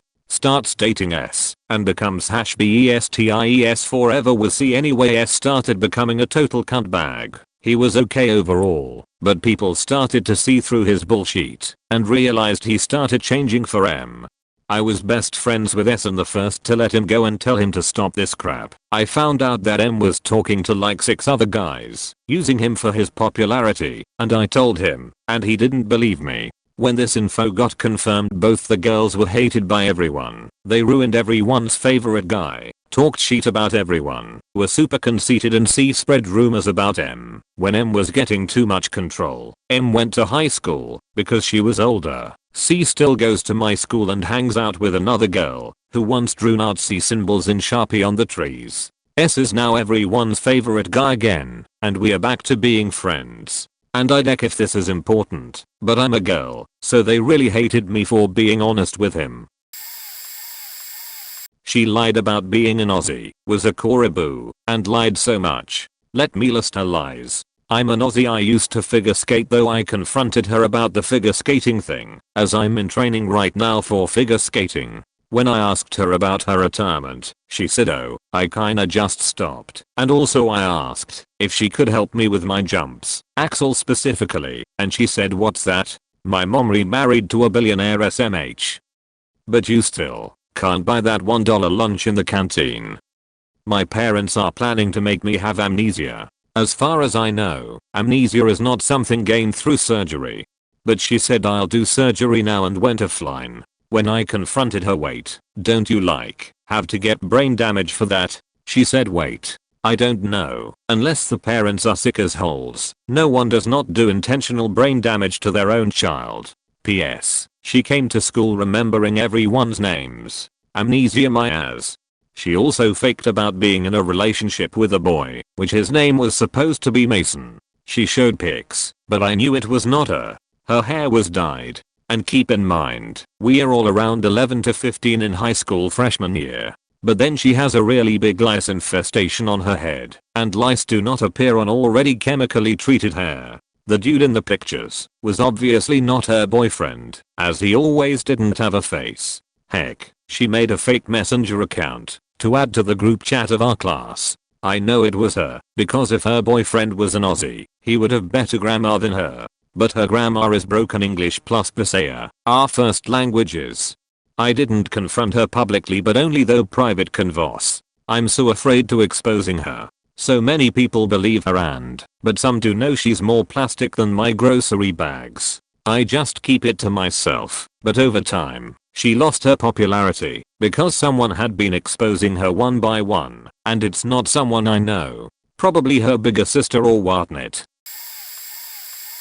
While I was a big outcast myself, I had about 3 relatively loyal friends, but the rest of the school didn't like me because I gotta be honest, I was a weird kid. I was living in a small village in the middle of nowhere between mountains and woods where everyone was nice and religious, while my mum actually claimed to be a faking witch. Not joking, she learned shamanism from a Canadian Native American and his wife, and she basically helped people with this, but she referred to it as witchcraft, so everyone was weirded out or scared of her and our family. I was a mixture of a punk and emo kid back then. I dressed up as weird as possible and people would make fun of me until I beat them up.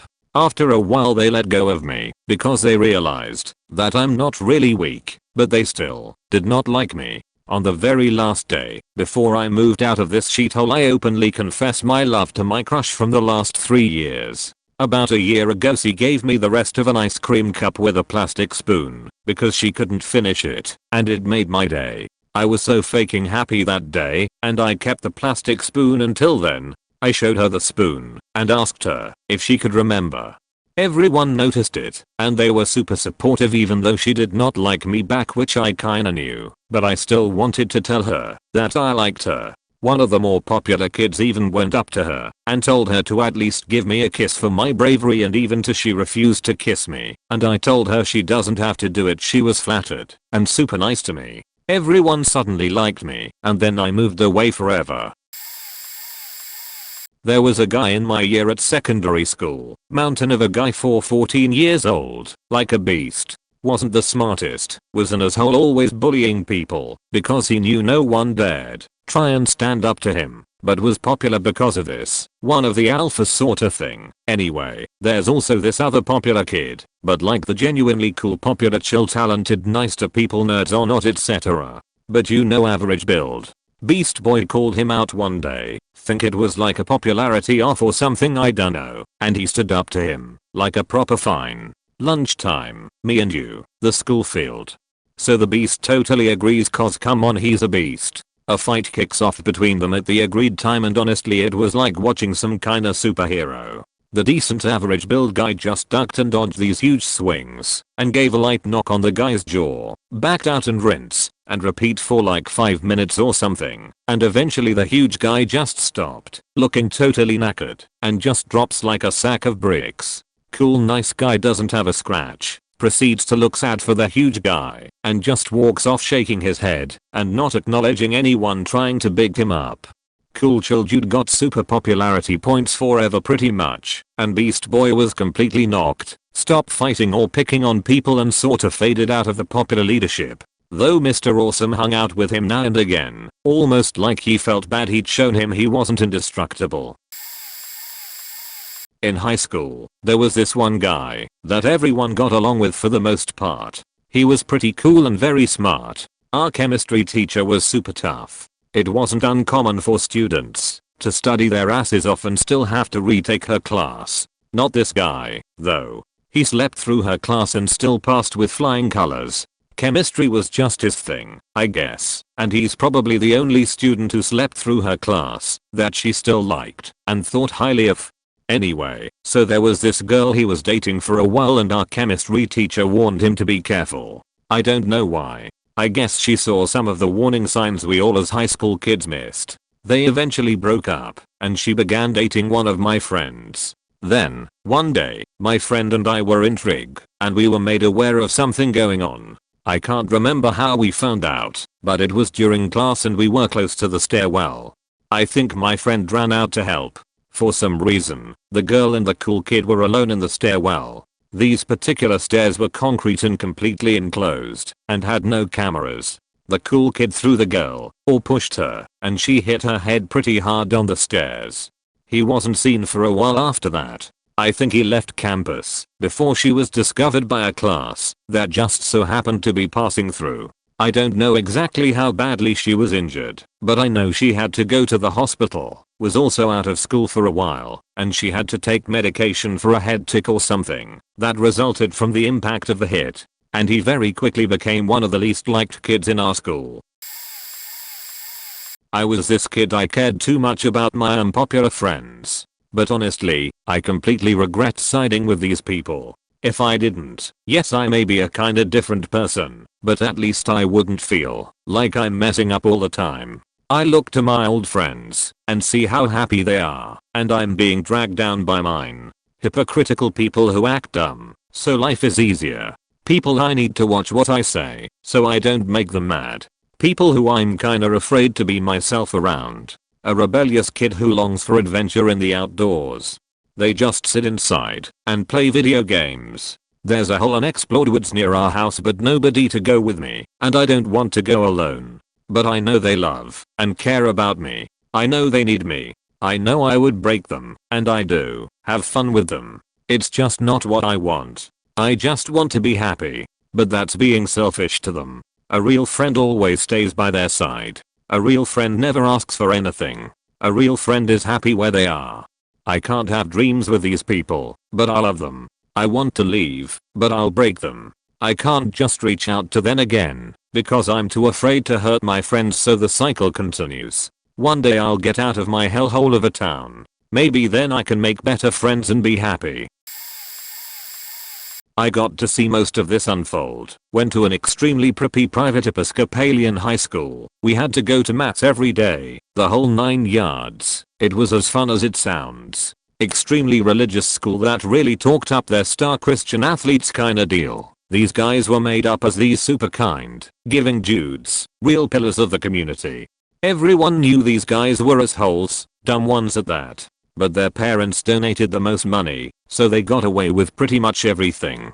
One in particular was the literal stereotype of high school popular kid, quarterback, got all the popular ladies, had all the money and drove a bright red Camaro. Well, for some reason during our sophomore year this student all of his chucklehead pals hyper-focus on this quiet anxious freshman who came to the school with no friends. These massive football players would gang up on the poor guy after gym, strip him naked, and beat him up in the bathroom. If you interfered you got the same treatment.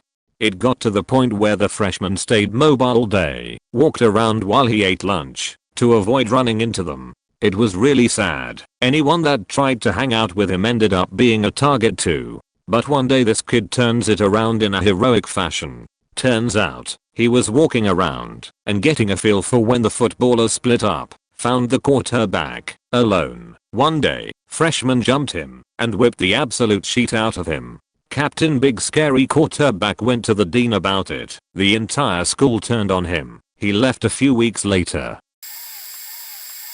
Unfortunately I don't think he actually faced any social repercussions for this, but there was recently a very talented baseball player who went to my high school and was immediately scouted by the local Major League Baseball team. They're pretty big, as they went from being a bottom of the barrel team to being in the World Series several years in a row, even winning it once, right around that same time. Maybe shortly after. So he's hot sheet. Our school had a big ass sign out front marking it as the home of, we'll call him Schmubba Schmerling. Now, I didn't witness this particular event, but the other people involved include the nonverbal, autistic brother of one of my best friends, that same friend's ex-girlfriend, and one or two of her friends, so I have no reason to doubt its veracity. Schmubba was in some class or another with my friend's brother and the girls, and, as he was wont to do, the brother tended to make a lot of sounds, grunts and squeals and stuff. The kind of thing you might expect from someone who is nonverbal. Schmubba wastes no time in mocking him for it, parroting him kind of like Trump mocking that one reporter. The ex and her friends are quick to tell him to stop, and he fires back, saying "fuck you, you stupid cunts." Mind you, the teacher is in the room this entire time. Now, I don't think that actually affected his popularity at school, but it is generally indicative of his personality as a whole. Plus, while he was signed by the local team, I believe he was eventually dropped due to his inability to get along with literally anyone. He almost killed another student in a drinking and driving accident. The driver, let's call him Chad, was a massive douche to everyone, including everyone in the popular crowd. He was a rich kid and could get away with anything he wanted to. The poor kid who almost died and is now permanently bound to a wheelchair, let's call him Rob. Rob was another popular kid, but he was a great guy who was nice to everyone. One night Chad and Rob went out partying with some friends. When all was said and done and them being drunk, they made the wise decision to drive home on country roads. Chad at some point lost control of the truck and Rob was thrown out of the sunroof across a field with a broken neck. Chad got out without any major injuries and went out to look for Rob, and he found him passed out with his neck broken. You might think Chad would call the ambulance to help Rob. That's not at all what he did. He walked away from Rob, leaving him for dead until he heard sirens. Someone called the cops to report an accident. Chad then ran back to town to try and avoid the situation altogether. Rob ended up without feeling below his neck and has no chance to ever recover. Neither Rob nor his family pressed charges on Chad because of his family. Neither Rob or Chad said anything about that night from then on, but everyone knew the story. Chad rarely showed up to school after that, and not a single student talked to him.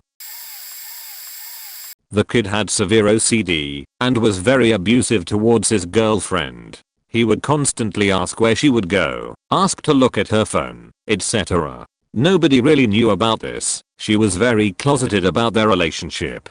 Eventually she must have had enough because she decided to break up with him on senior graduation night, ignoring his texts and staying at a friend's house later that night. Somehow, the kid found out her location and tried going to the front door and asked her friend's dad if he could go see her. Knowing about what happened, they said no and closed the door on him. Then, a little while later, the kid had his mom come ask if she could see the kid, and she got the same response from her friend's dad, no, and she also got the door.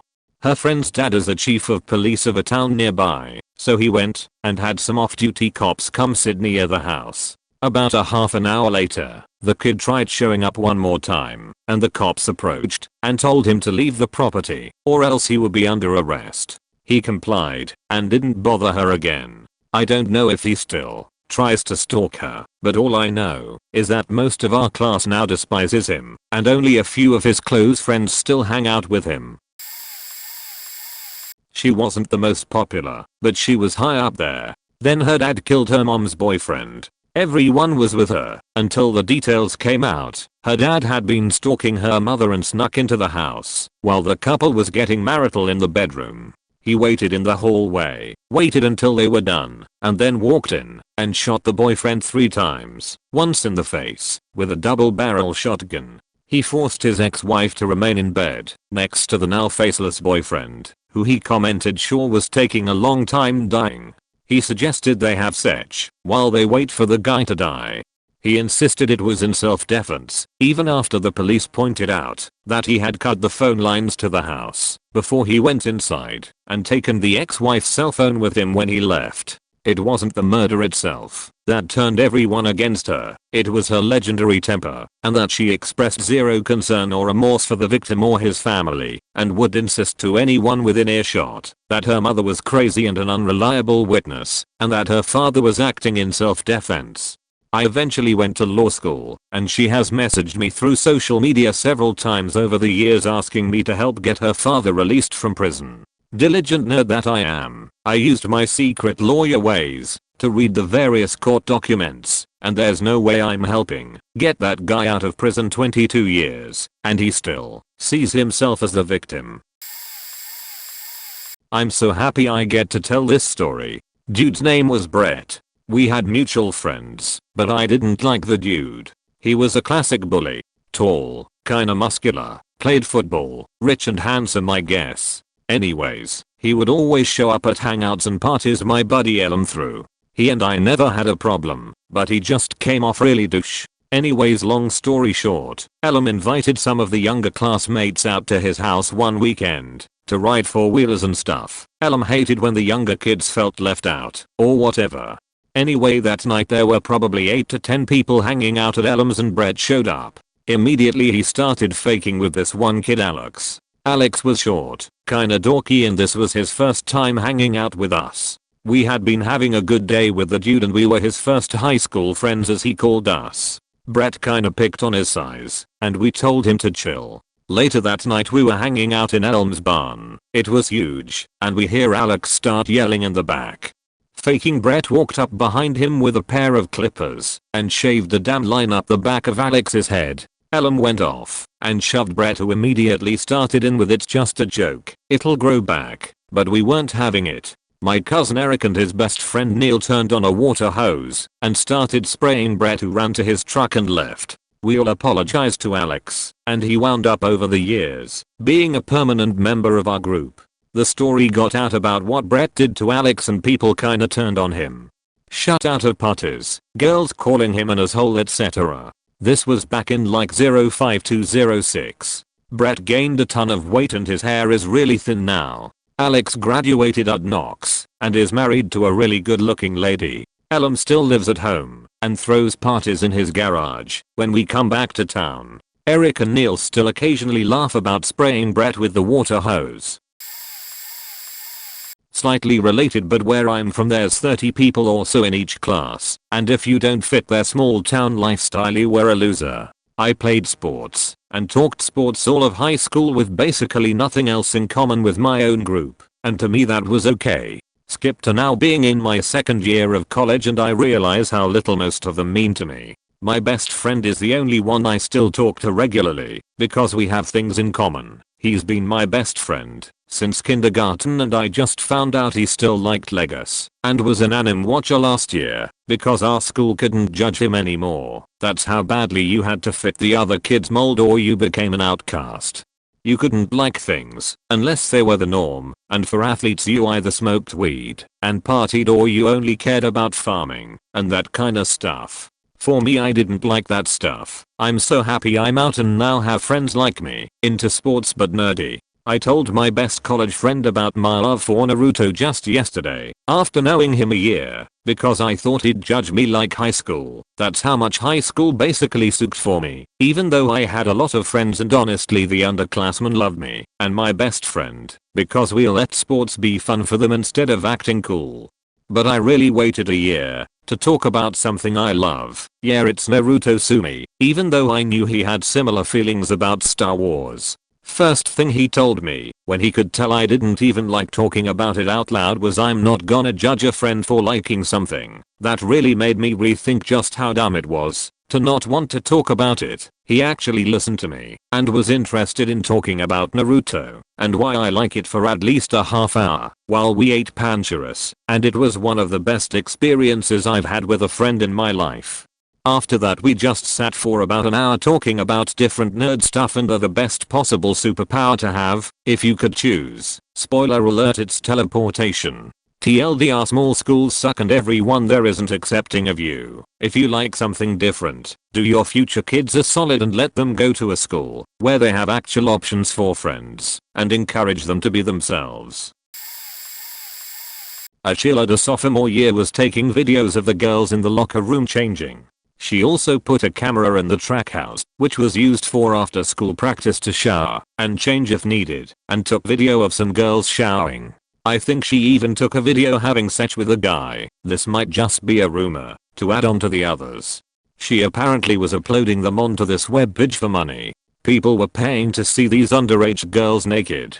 She also uploaded some pictures she took of girls changing for gym onto a website where people could say nasty and mean things about them and would send screen caps around her friend group. She was found out because someone's mom was going through their computer and found the chat room where they were bashing these girls in their underwear. She told cheerleader's mom and cheerleader's mom went through her stuff. She found almost everything out and told the school to go check for cameras. I was in gym and we were changing in the locker room when our coach came in and told us all to dress quickly and get out. She said that there was a suspected gas leak, but someone had already heard about this whole thing. The only people who knew about who was videotaped or photoed were forbidden to talk about it. The cheerleader was expelled and her parents made her go to the alternative school instead of going to juvenile court. We never found out who all was a victim. I'm still afraid if I was, since she'd often skip class and come to our gym hour.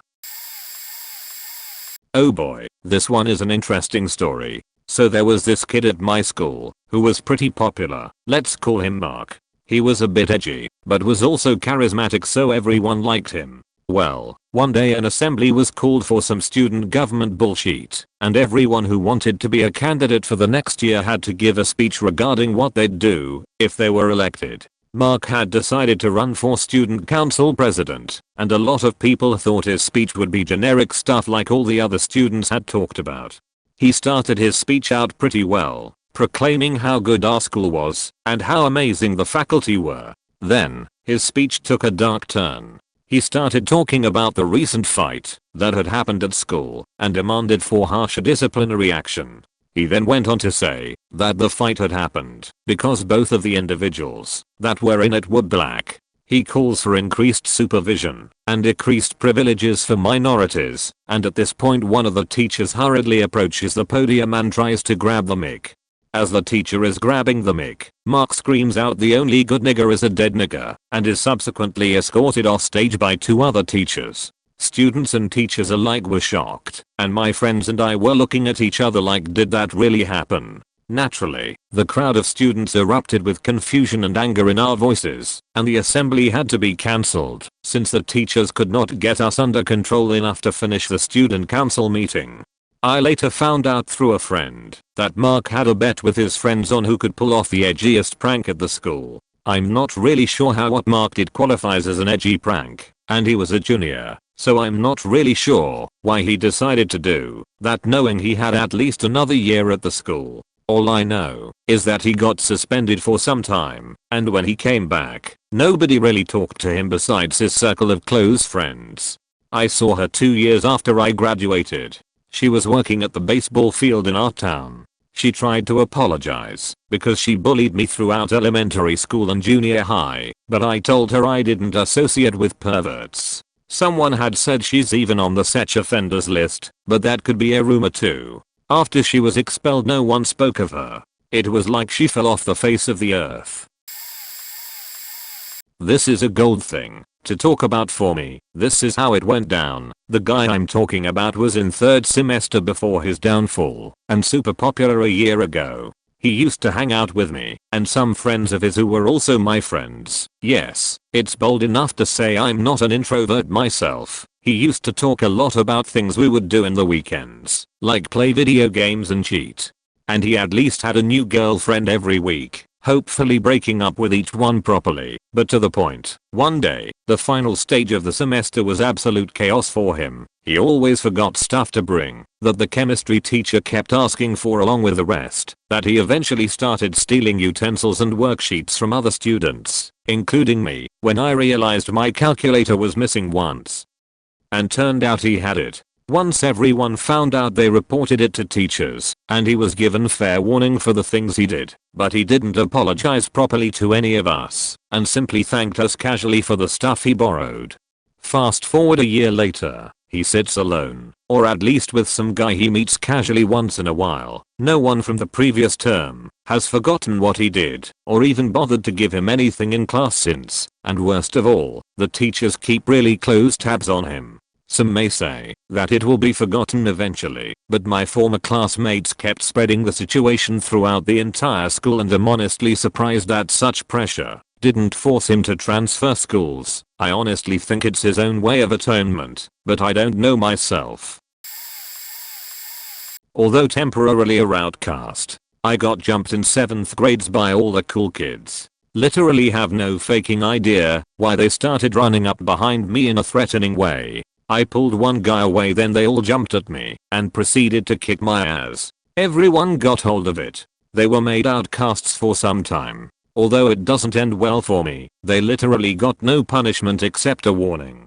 Let my steam out on my old Instagram. One of the kids got hold of it and sent it to the app, who was honestly one of the worst. I just talked shit about them and got sent to 3 days ice. They get away unscathed. Like even the teachers hated me for reasons I still don't know. Like one teacher saw me clearly get beat up another time later next year in 8th grade, and she let the kid off free. Thank God high school is so much better. There really isn't a social hierarchy and it's more of friend groups. I'm still not part of any good time friends, which makes me a bit lonely, so I just gotten used to the loneliness. I'm just well known, and actually some of the guys who did jump me, we are chill. But Brandon, if you're reading this, fuck you. I went to high school in South Alabama from 2001 to 2005. Racism was mostly subconscious, people keeping to their own, etc., but still prevalent. My school was approximately 70% black, the rest white. Other ethnicities were so rare as to only be 1 or 2 in any graduating class of around 500 people. There was this white gal who developed early and extremely well, and as a result had dated her way through most of the white male population by our junior year, 11th grade. Not that she was slutty or anything. As far as I know, she only got up to the typical maquillage and heavy petting stuff. Just very popular with the fellas. And as soon as she broke it off with one guy, there was a line formed for the next boyfriend. Then, she changes up the game. She starts dating a black guy. As I recall, it wasn't anything too serious. Lasted maybe a month. Then she's back on the market. But now, there's no line. The white guys who couldn't get enough of her would do anything she asked, just because she was the one asking, are keeping their distance. I noticed at the time, but was in the middle of year 1 of a 2-year relationship, so all this was just gossipy background noise that had nothing to do with me. But I, as a white dude, was definitely noticing the drop in the ambient temperature whenever she was around, which was far from normal. So I bring it up one day to one of the guys who had long sought after his own turn in the boyfriend slot, who frequently offered to carry her stuff for her after classes, asking him what the deal was. His reply was this: like, I wanna throw my hot dog down that hallway. Let the night rider tote her own bag around. So, yeah. These dummers essentially shunned an absolutely gorgeous white girl because she briefly went out with a black guy. She switched lunch tables, quit clubs, moved her locker. Luckily she had one ride or die best friend who stuck it out with her. As far as I know, she never dated anybody else, of any race, till after we got our diplomas. Pretty faked up, if you ask me. She's married now, I hear, with a few kids, so I'm assuming things are looking up these days. Back in the 1980s there was this one kid who had the white sneakers, acid wash jeans and jean jacket. He had the feathered mullet with the bird feather earring hanging off of his left ear. He was average size for a 12-year-old. All of the girls thought he was cute, and he was lavished with attention on our school bus and at our school. He was pretty mean. He used to insult everyone all the time. He had a few stragglers who followed him around all the time. He was sort of their leader. One day, I got on our bus to go home and there was no other open seats for me to sit other than right next to him. He immediately started to verbally assault me and threatened to beat the shit out of me just because he thought that he just could. At the time, he was about 5'4" and 100 pounds, and I was like 6'0" and 150 lbs. He was trying to intimidate me in order to impress his friends. He then grabbed my hair, pulled my head back, and told me that he was going to beat my ass when we got off the bus because he didn't want me to sit next to him on the bus. He was all drooling and cocked his fist back. Our stop came and I got up and started walking off the bus. He and a couple of his friends were laughing and already celebrating their victory as they followed me off the bus. The bus stop dropped us off in my driveway. He then put his hands up, came toward me, and punched me in the face. His punch had absolutely zero effect on me. He then stepped up and hit me 2 more times. Again his punches had zero effect on me. I then yelled, "Is that really the hardest you can punch? You punch like a pussy." He then came in to punch me again, but I blasted him 1 time square in the face and he flew back so hard that he left his feet and did a flip after he hit the ground. I'd clearly broken his nose. There was blood all over his face. His 2 buddies ran off, ditching him after they saw the blood. I grabbed his leg and dragged him into his yard as he moaned and cried and went home. A few days later, I saw him at school. He had a couple of black eyes because of the broken nose bruising all over his face. His nose totally flat. He looked at me with such fear and anger. He came up to me like he wanted to say something, but I turned around to face him and he backed away out of arm's reach. A couple of his friends came up to me and told me to stay away from him. I reminded them of what happened and how they ran away. Not too long after that, people started to realize he was a spiteful asshole. Just super negative. Nobody wants to hang around people like that. In the 9th grade, he got 2 of the local sluts pregnant. Soon after that, I think he dropped out of school and never graduated. Many years later, he sent me a friend request. His nose was still crooked and flat. This kid, M, was the best basketball, biggest sport in my culture, player in my school and the captain of our school team, just a league above everyone else. He was fast, agile, strong and have a way with the game like nobody else did. Extremely talented and good looking. He did have some anger management issues and would often lash out at opponents and teammates. He wasn't the best academically and would hang out with the wrong crowd in and out of school. Overall, he was one of the most popular kids in school. Girls adored him, guys feared him, and want to be like him. Once a year, our school would organize inter-class matches. You would form a team with students of your class and we would play against other classes of our seniority. We had about 15 classes back then, but not every class would have enough players to form a team. We usually have about 8 teams on average that end up participating. This type of matches are opportunities for those of us who are not good enough for school team, have the chance to be on the court and play a full game. The whole school would watch all the matches and cheer the players on. During one of the games, M's class was up against 3 of his other teammates that were in other class. M was good, but he was still up against 3 of his teammates that he often play with against other schools. Game got intense and physical. M was getting desperate, aggressive, verbal and started committing fouls. He was finally fouled out of the game with 5 minutes left. M let out the biggest backward fack with all the strength he could gather, chucked the ball away from the court, punched one of his teammate, and stormed off the court. Pin drop silence for the next 5 seconds. Ball hit the vice principal's car side mirror and broke it. The court shaded, but had no walls. It was next to the parking lot with a fence in between. Guy instantly became the outcast of our school. Everyone started isolating him. He was kicked out of the school basketball team and academically got worse. The only friends he had were bad companies out of school that were years older. Last I heard he was on drugs and was stuck at a dead-end job.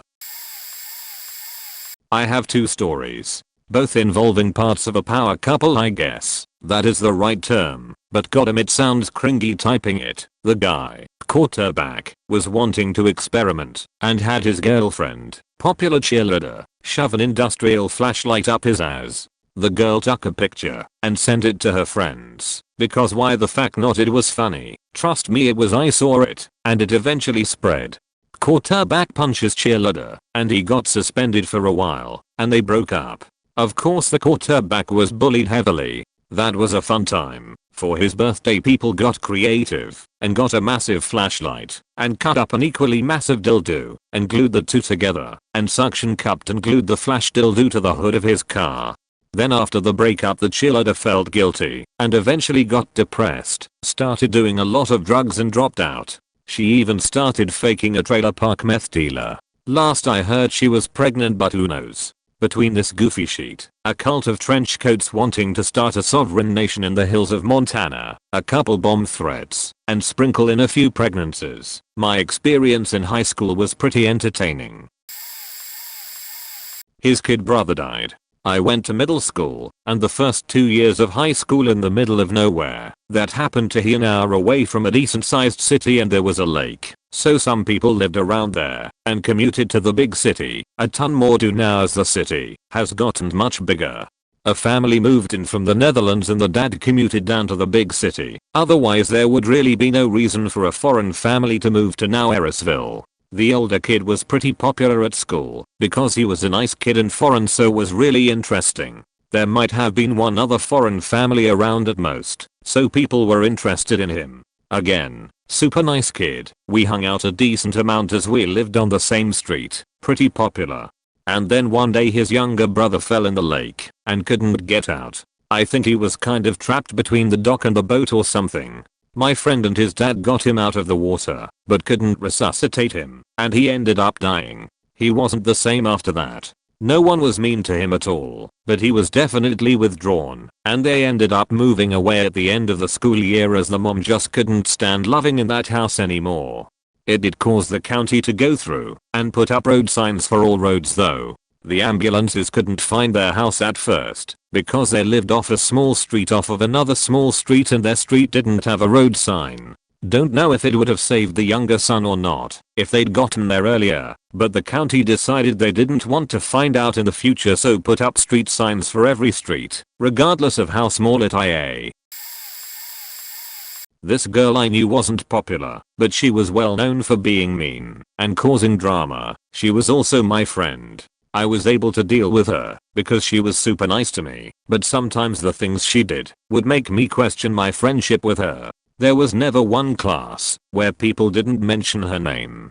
Well, a video had comes out of her singing a Nicki Minaj song. The song had the N-word in it, and she actually sang it. She's white, by the way. I didn't hear the rumor. I heard people talking about her, but never got the full details until I talked with her. When she first tells me about the story, she forgets to tell me the most important detail of the story, that she said that N-word.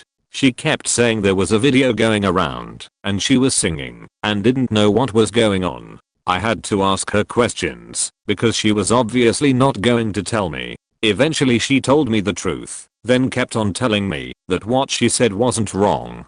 She began to tell me she only sang it, so it doesn't count, that people were attacking her for it, and that now the principal is on her back. When I told her she doesn't be saying that word because she is not black, she asked me, "So you are agreeing with those people?" To which I said kinda. She then proceeded to threaten me that she will beat me if I dare disagree with her about what happened. I stopped talking with her altogether. I mean, sometimes I say hi when I see her because I just can't be too mean to someone, but yeah, now I agree with some of the things people say about her. Turned out to be a liar. This was 2nd grade. For context, she had such a cool life, at least from the stories she told about her Marine father and her mom who wrote cookbooks and all their family vacations to Florida and Hawaii. Then she took it too far. She said stuff like she'd been swimming with sharks in Australia over the weekend. She had a pet koala. Her uncle who worked for Nintendo got her the Wii 2 for her birthday, and no, you can't come over and use it. Eventually things came crashing down when someone new moved into our school. That someone happened to live on the lying girl's street and was very confused by the things the liar had said. Turns out, her father was a mailman, and her mom didn't do much besides keep house and some charity for the church. She's never been out of the state, let alone to Australia, and she only had a pet goldfish. Suddenly no one wanted to hang out with her and her crazy lies anymore, so she turned vicious and tried to spread nasty rumors about people.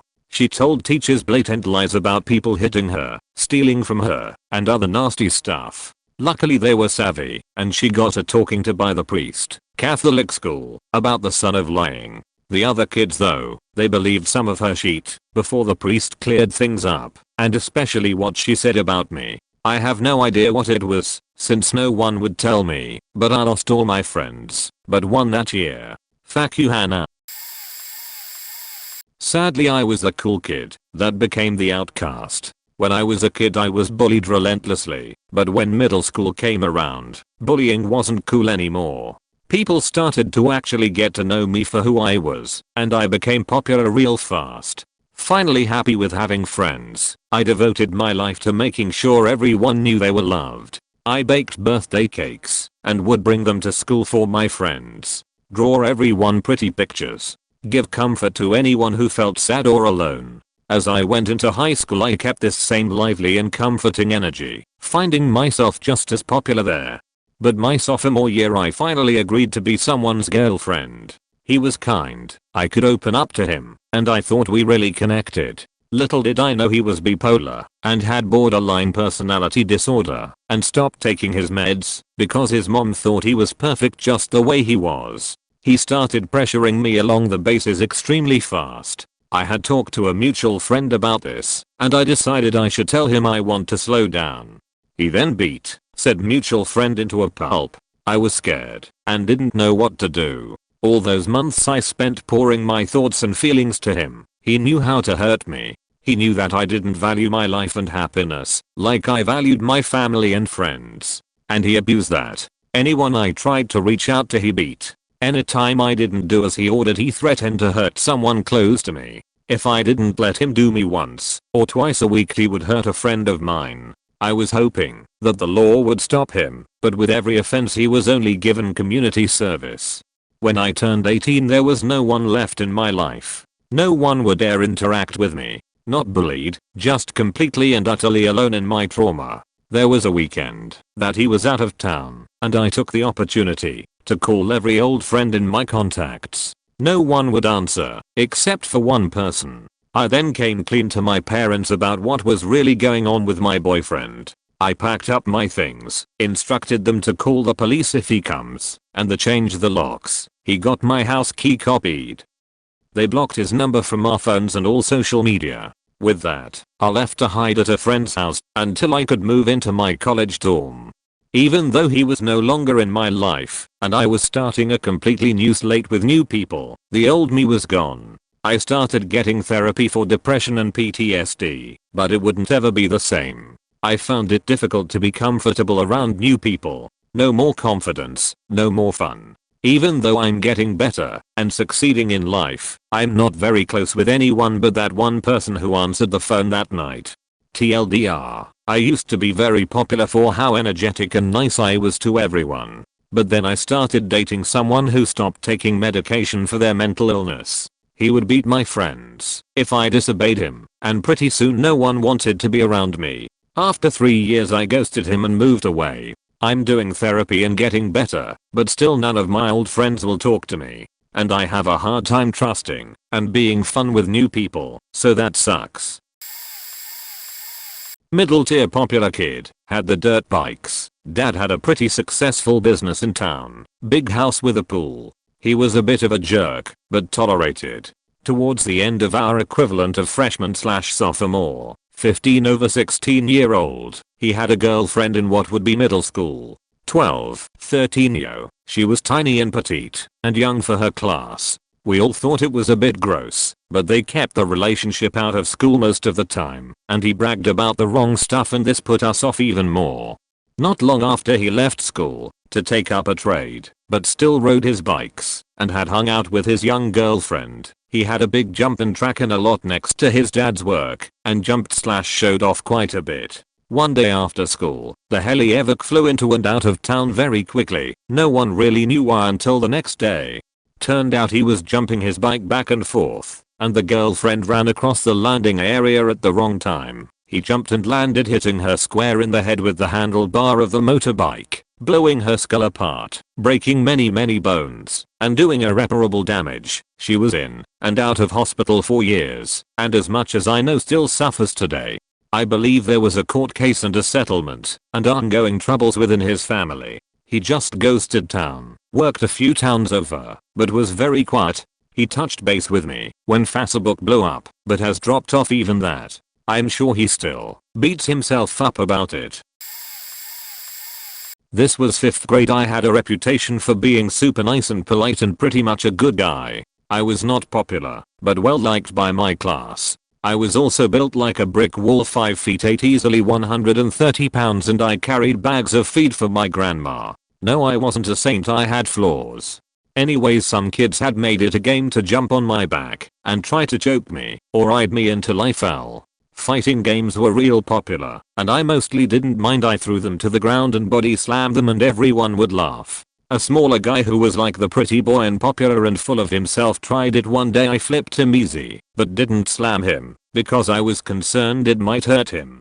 People laughed. He marched off angry, I guess, but I didn't know that. So by the last 15 minutes of recess I was walking with a guy from my bus because he had wanted to show me what he learned from Mortal Kombat, basically imitating the moves he had knocked the wind out of me. Angry popular kid comes out of nowhere and jumps me, puts me in a chokehold, and starts hitting me hard, breaks my glasses. I'm bleeding all in the time it takes to register this isn't a game.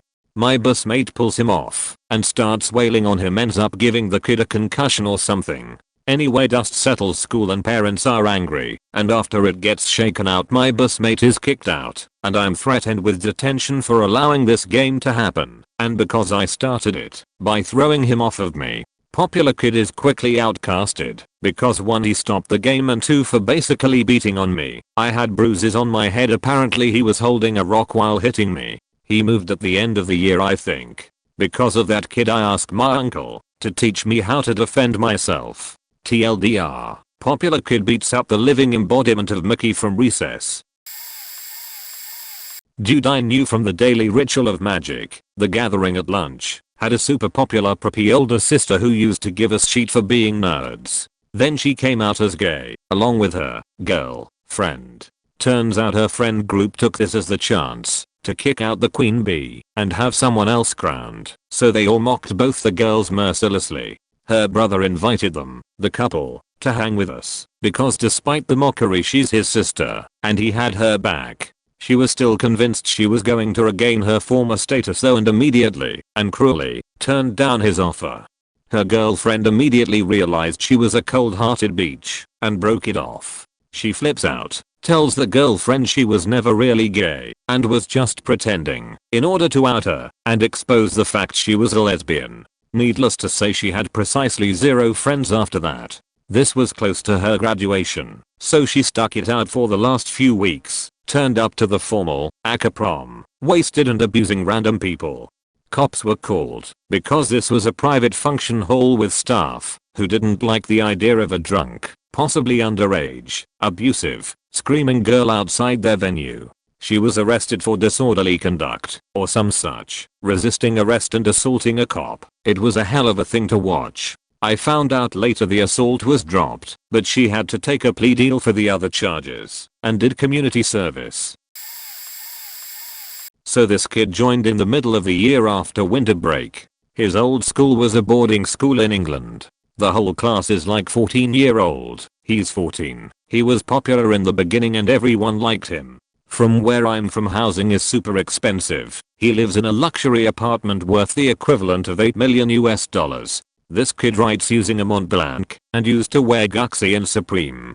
He was pretty good looking and is a nice person who's easy to talk to. However, he messed up. Partly as a joke, he asked out the most popular girl on Valentine's. In the following next week he said a ton of pervy and messed up stuff about her and stalked her through the internet. A frick ton of screenshots were taken, and he was ruined.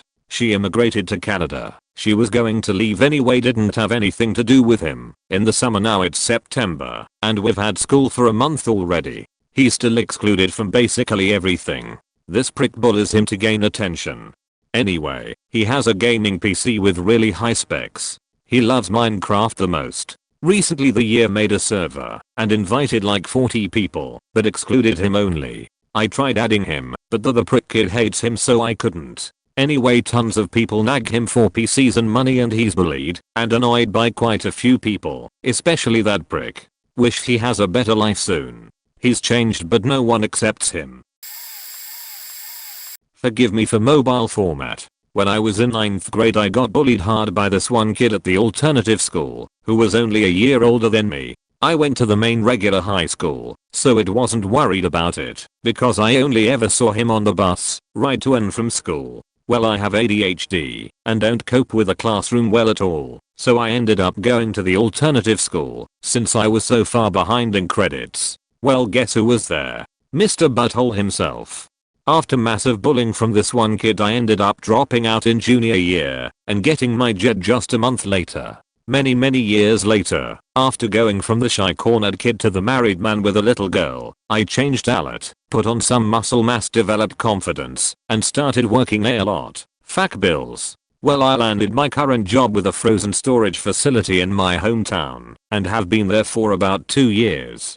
So about 8 months after starting I started considering other opportunities, and decided to become a supervisor with this current company. Lo and behold, 4ish months ago Mr. Butthole's name comes up in an interview as a new hire. Okay, people can change, let's give him a shot, and with the right motivation, could prove a valuable team member. No faking man, was I wrong. This guy was crashing on the job for hour-long periods. After 2 months he gets fired. I just saw his mugshot on the county booking roster for possession amongst multiple other charges. He's going to prison as he was already on parole. Ask anyone about him now, and he went from hero in high school to scum in only 5 years. There was a group of 5 or 6 girls when I was in high school. We live in a small community and they were very popular even in other schools. One day, one of them told his dad she was going to the convenience store a block away from their house and then come back. She didn't make it home after that. The next day, their family received a call from a kidnapper saying they have her and asking for money to let her go. Their parents were worried crazy, losing their minds, the whole community in shock, people organizing praying groups to pray for her safety, and all the stuff you would imagine in a situation like that. Their parents go to turn the money in at the place and time the kidnapper asked, but they never showed. So obviously everyone assumed the worst. 3 days go by and the girl comes back home. Turns out she just went to a really huge party in another town, knew her parents wouldn't have let her go, and decided to fake her kidnapping. So the word spread really quickly, and people at school were not having it. Her friends literally stopped talking to her, and she started eating all on her own at lunchtime cause no one wanted to sit with her. Edit. Kidnappings are a really common thing in my country, like really common. So their parents, or anyone for that matter, never thought that it could be fake. She was caught stealing from her friends. There was a group of about 10 girls I went to high school with. Things kept mysteriously going missing within this friendship group every time they were together. It went on for years. Everyone in the group had their suspicions about this one particular girl. Eventually, one of the other girls decided to officially get to the bottom of it and out her to everyone. She invited them all to her house to spend the night and got them to leave their stuff in her bedroom on arrival. She got everyone out of the room and turned her webcam on and faced it to where everyone's things were. Apparently the girl was filmed going through each bag one by one stealing cash and various items. Once she'd seen the footage she decided to prepare drinks and snacks and get everyone to sit down in the lounge and watch a backquote movie. She then proceeded to play the footage for everyone including the thief. She seriously set her up so well and completely cornered her. It was brutal but justified. Apparently she'd stolen thousands of pounds worth of stuff from her friends over the years plus cash. Thief dropped out of school, was never spoken to again by any of her friends, and fell off the face of the earth. A kind of popular girl in my grade got into a really bad crowd in the later half of junior year. Our school had a pretty bad drug problem, and towards the end of the first half of senior year, she was found guilty of possession with intent to sell coke. Everyone knew the local dealer had set up as a decoy for the cops, but she was such a faking beach, no one would vouch for her. I'm pretty sure the judge sensed something was off and just gave her a hab, and the teachers went easy on her. When she got back to school, everyone let out a collective groan, because she was even more addicted than before a hab. The worst part was that she was always the type to compare grades and get really competitive and judgmental about getting a perfect GPA. She had a great home life, was a single child, lived in a mansion, had a nice sports car, and while her parents used to be stricter than most, they were very supportive of her rehabilitation. On the second day back she was caught cheating on a Calc BC test, which meant she was immediately dropped from all the app courses she was in. Before getting charged she had early admit to Columbia and was deferred by Yale. All the crazy good colleges who were beating down her door for the crazy clubs she was in suddenly rescinded their offers, and she was left going to community college. Everyone else would almost exclusively call her a druggie and refuse to be associated with her. Sometimes I feel bad, but for all the shit she gave me and my friends over some really trivial stuff, I feel like karma came back and bit her hard. Punched the wrong dude. Other class was having an exam and a guy came in because they didn't have enough desks and took the one closest to the door. Cool kid's table. Even asked our teacher for permission who just arrived after the bell rang. Couple minutes later, lesson already started of course. Cool kid opened the door without knocking, without excusing himself, until our teacher asked why he'd be late. He muttered something along the lines of sorry, wanted to eat another portion at the cafeteria or something, then noticed his desk missing, and the logical course of action in his head was, well, my desk is missing, but quiet kid next to me still has his. He must have taken mine, and literally walked right at that kid that was minding his own business trying to copy something of the board, punching him straight to the head. Not only knocking him off his chair, but knocking him out cold in the process. Quiet kid was alright after a couple minutes, nothing too serious, if I remember correctly, but cool kid got suspended for a week, and after that people stopped overlooking his short temper and him being over aggressive nature, especially in sports. He still had a few friends, but that day changed the rest of his school life. Let's see. The worst case that comes to mind is a group of guys who were all pretty popular, one of them class president, and in general pretty well liked by everyone. I didn't know any of them super well, but admittedly I used to think they were fine people as well. Then junior prom hits and the four of them host this after party, after which they group rape two of the girls who were their dates to the prom. The news doesn't come out for a couple of months, but finally one of the girls comes forward with it, and the other girl eventually comes forward too. No one believes the girls initially as the four guys stick together, and their other friends vouch for them. One of the girls leaves the school after that year and I haven't seen her to this day, many years later. Then during our senior year, the girlfriend of one of those guys serendipitously happens to go through the guy's phone. I assume she thought he was cheating or something, and stumbles upon the texts that went 7 or so months back to the rape, and it's the four of the guys in a group chat, literally talking about strategies to kill the story and collectively cheating themselves. The girlfriend took the texts and showed it to our principal, and the rest is history. I wasn't really close to anyone involved, but to think that those guys got away with it for so long and would have gotten away with it for good had the girlfriend not stumbled upon the texts. So faked up that shit like this happens, and rapists get away with it. A kid in high school was popular for his art and wanted to become a programmer for a gaming company, or at least doing designs. He had talent in drawing and was probably one of the best artists in school. Then one day he dropped out of school. It was a shock, since he did not misbehave in school or cause any problems. What was weird is that he still continued to go to school, the classes, and chill at school, even though he dropped out. At first he claimed that his mom pulled him out of school and claimed that the school system was faking he over, and it was for the best to drop out. I did a little of investigating if this was true. My mom was a teacher and I know the teacher on a personal basis, and found out he hasn't been doing his schoolwork and was failing his classes, including art class, which is pretty easy to pass, and he was a pro on drawing. The teacher were trying so hard for him to get a high school diploma and was willing to work with him to pass and graduate. He was not willing to put the effort to do it. It was pretty odd that he was still hang out and chilling at school, even though he dropped out. What made it worse is that he hang out and follow the girls he like in school. What even weird is that the teacher let him still chill in class, even though he dropped out. Word go out that he was a dropout and still in school. He also dropped out months ago, and he just didn't bother to tell his friend or the teachers. It was all very odd.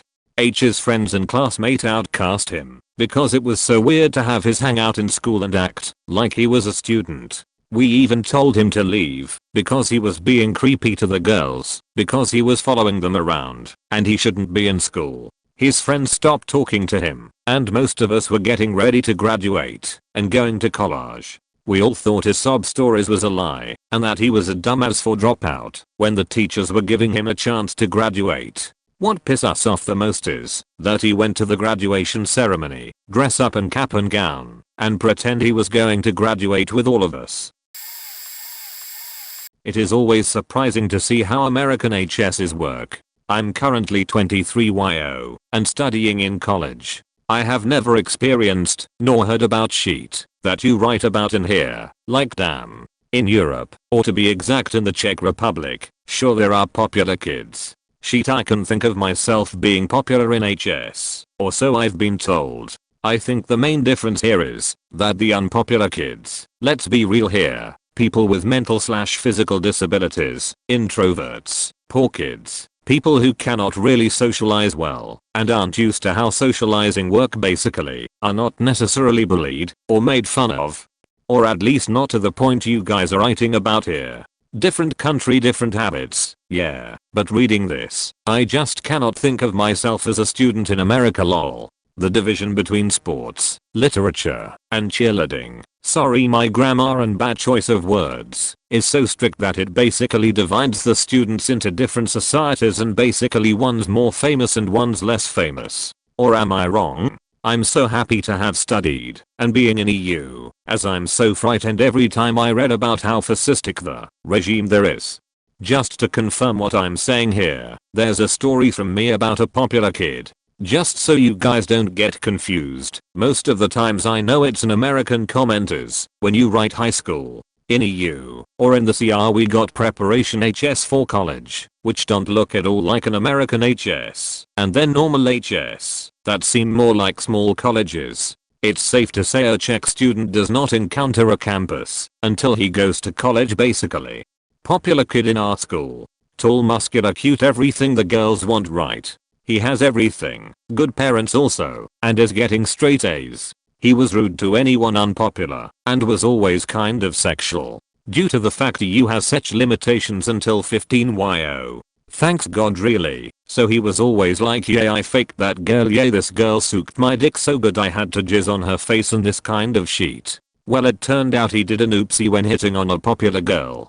After a while she actually slept with him, mentioned all around the school how bad he was at sex and how he must have made everything up because he was not experienced at all. This all is still kind of okay, right? A person wouldn't just change schools for this matter. Well, the girl also took a picture of his pee-pee when they finished and he was asleep.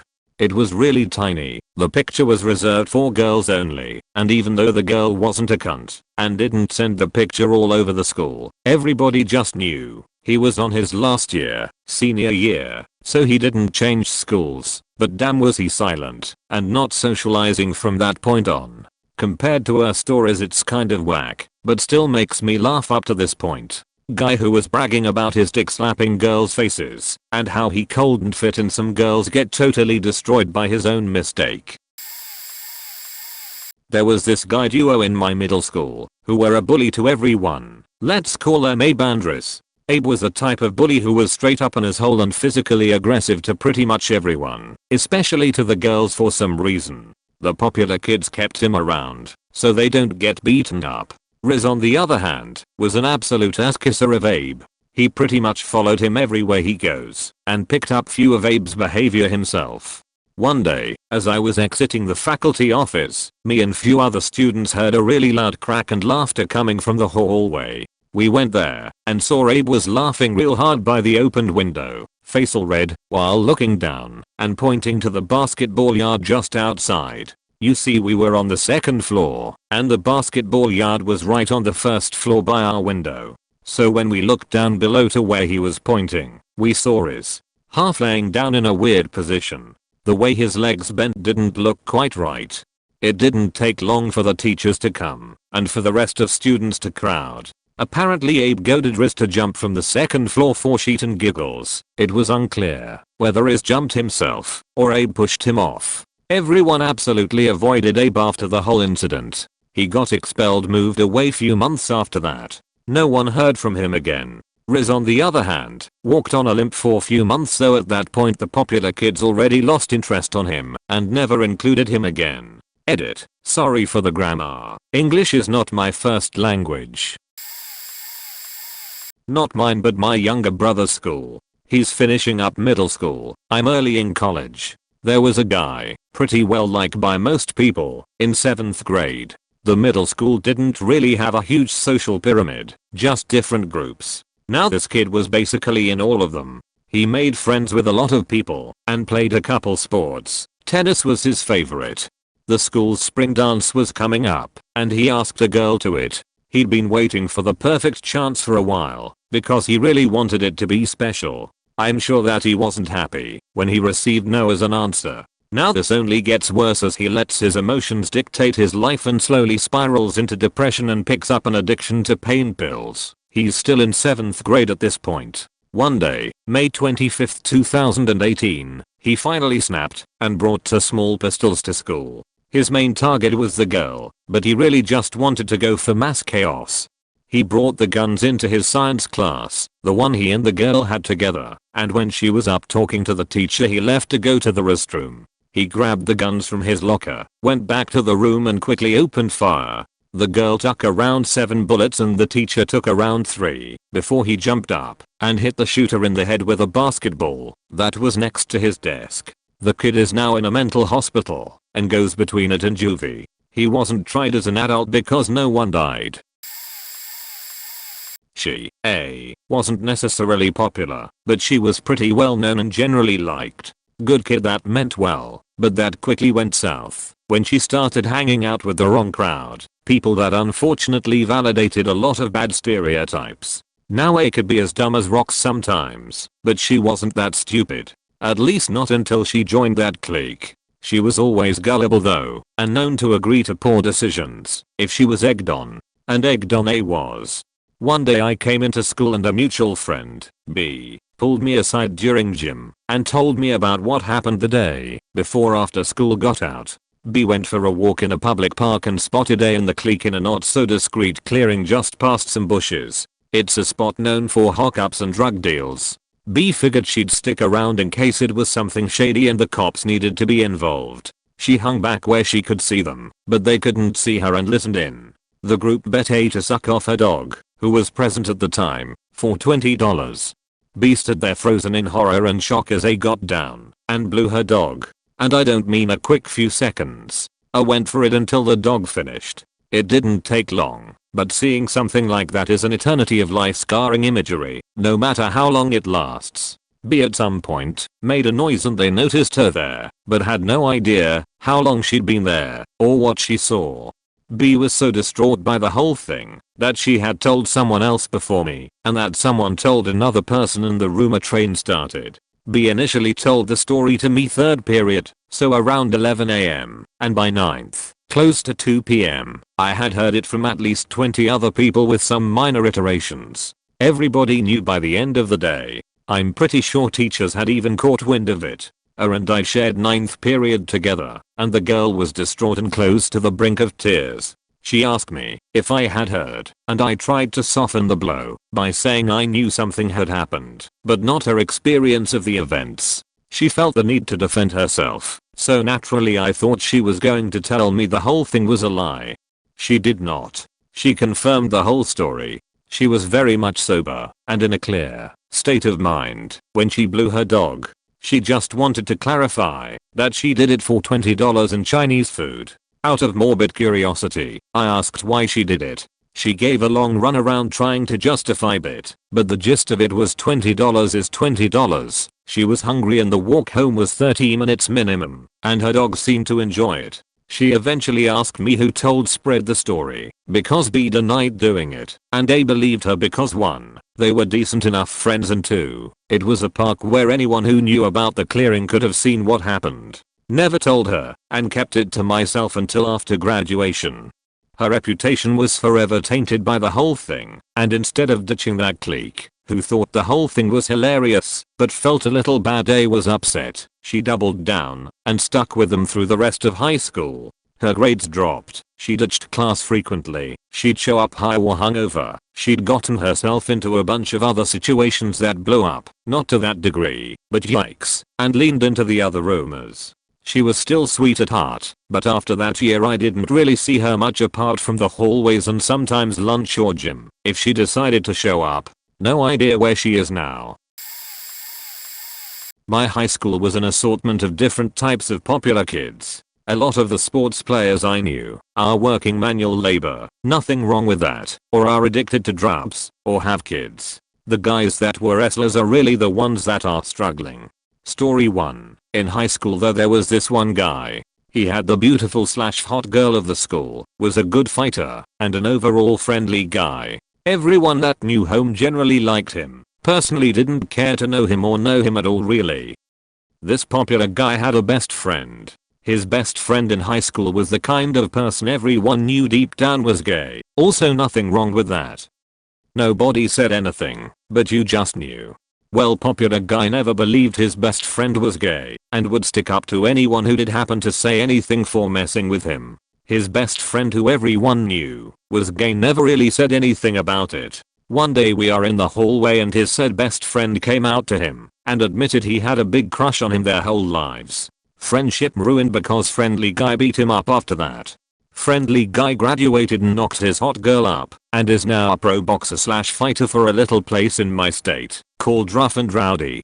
Don't know what is up with him now, it has been years. I don't know what happened to his best friend either, but I hope he is doing well. I did know his now ex best friend and the guy was funny, nice, and an overall good human being. It's sad to think you can go all your life growing up someone and all it takes is a different sexual attraction to ruin all those good memories. Story 2. In high school we had this one wrestler who was the class clown and just did stupid shit. When he got popular with the rest of the wrestlers his attitude changed. His stupid funny sheet became I'm cool and the popular guys think I'm funny stupid sheet. He started to pick on a lot of other people, say terrible things. We had this one guy in class who everyone thought was gay but me, that the wrestler would just constantly pick on every morning. Well, nice guy let it slide all the time. Years later nice guy moved away to England to stay with his girlfriend, whom he is still with, and wrestler goes into manual labor and is now on drugs. Story 3. There were 4 really popular girls at my high school. One had a perfect life going, but in all fairness she was a really nice popular girl. She had a law enforced boyfriend, a good house and truck, etc. Well, lawful boyfriend left her for a girl that is way more down to earth, that everyone called a hoe in high school. Another girl is now a really pretty MILF, but she never really left the high school phase. Another girl who everyone wanted has now gained a lot of weight. Disclaimer, I'm all for thick girls and doesn't really do anything. I'm pretty sure her husband and her divorced. The one that tops it all was the real beach in high school though. She threw a fit one year because a girl took her spot as class president and I became vice president. Literally a position no one cares about in high school. She told of everyone that the girl who took her place would never make a good prom happened. She had a lot of popularity from freshman to junior year. Then all the kids that got made fun of in my high school or who were nobodies did. On the day everyone voted for our president, who by the way has graduated, has a nice guy, a good job, and is faking hell of a kickboxer, the kicker's girl went outside with the beachy girl while we voted. It was sad, but not even her friends, the 4 girls mentioned above, voted for her. A friend of mine swore me in to vote against the kicker's girl, and it was a tie the first round. In the second round my best friend Sarah decided to vote against me. She thought the kicker's girl would actually do the job. She was right and I wasn't mad. I didn't want the position because I didn't care about prom. Anyways, beachy girl found out her friends didn't vote for her and kind of turned on them our senior year. They are friends again now, but her popularity just decreased when everyone realized she was a terrible, self-entitled girl in high school. I still see her when I go home sometimes, and she is a lot nicer now.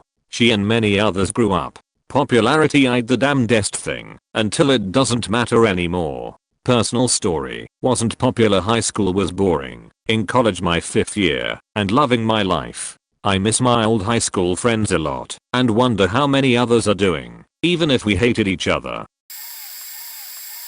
TLDR, all the popular kids turned against me after I exposed one of them for begging me for my nudes despite me constantly saying no. Then I became the outcast. I became friends with some of the popular kids through band. In a way, I became one of the popular kids, and I was never a popular person, so this was surprising to me. During senior year I was depressed, and my version of self-medicating was sending nudes. Don't judge me, this was years ago, and I still beat myself up over it. Nobody ever really looked down on me, or started rumors about me or anything like that for doing so. That changed when one of them pissed me off.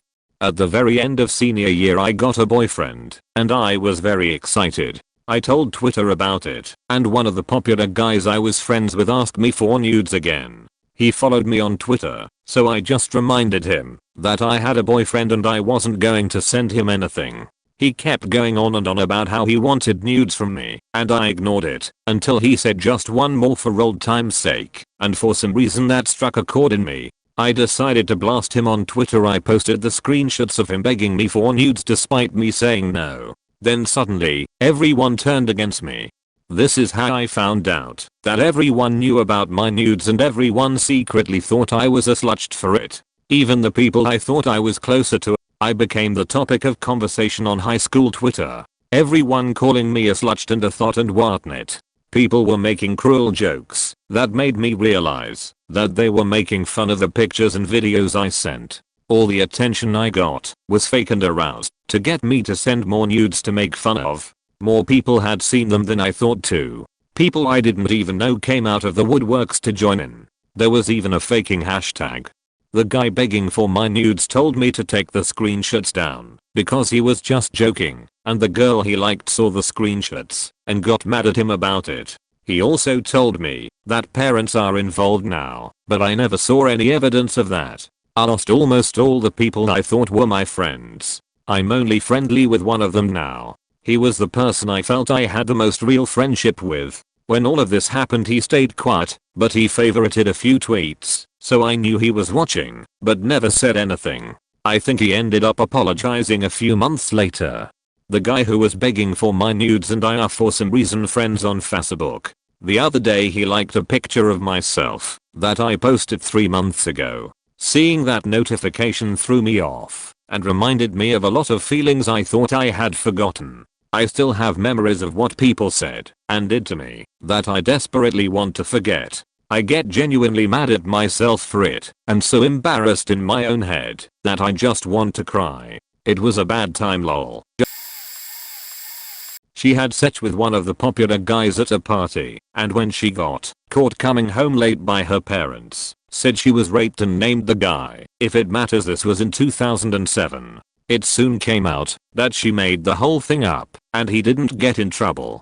Basically all of the kids in that friend group in high school totally blackballed her. That was freshman year of high school. Fast forward a couple years and she's friends with some girls in my own group of friends. I hadn't hung out with her before and honestly she was pretty cool. None of us were thinking about what she did freshman year. She made a mistake. Whatever.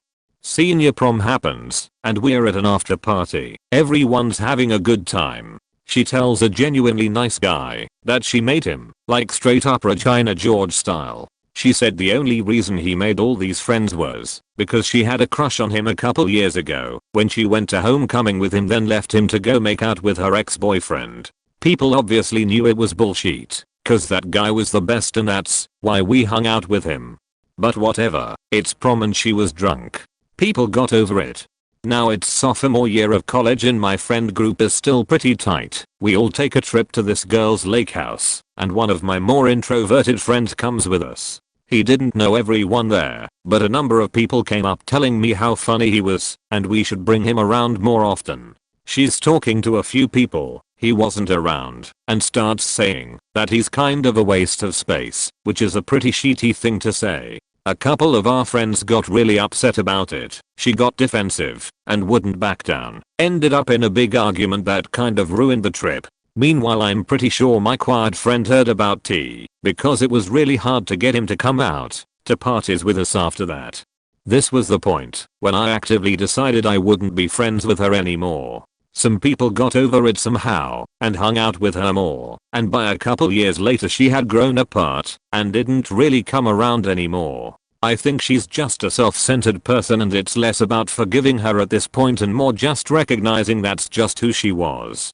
Pretty sure she just got married, so good luck to her I guess.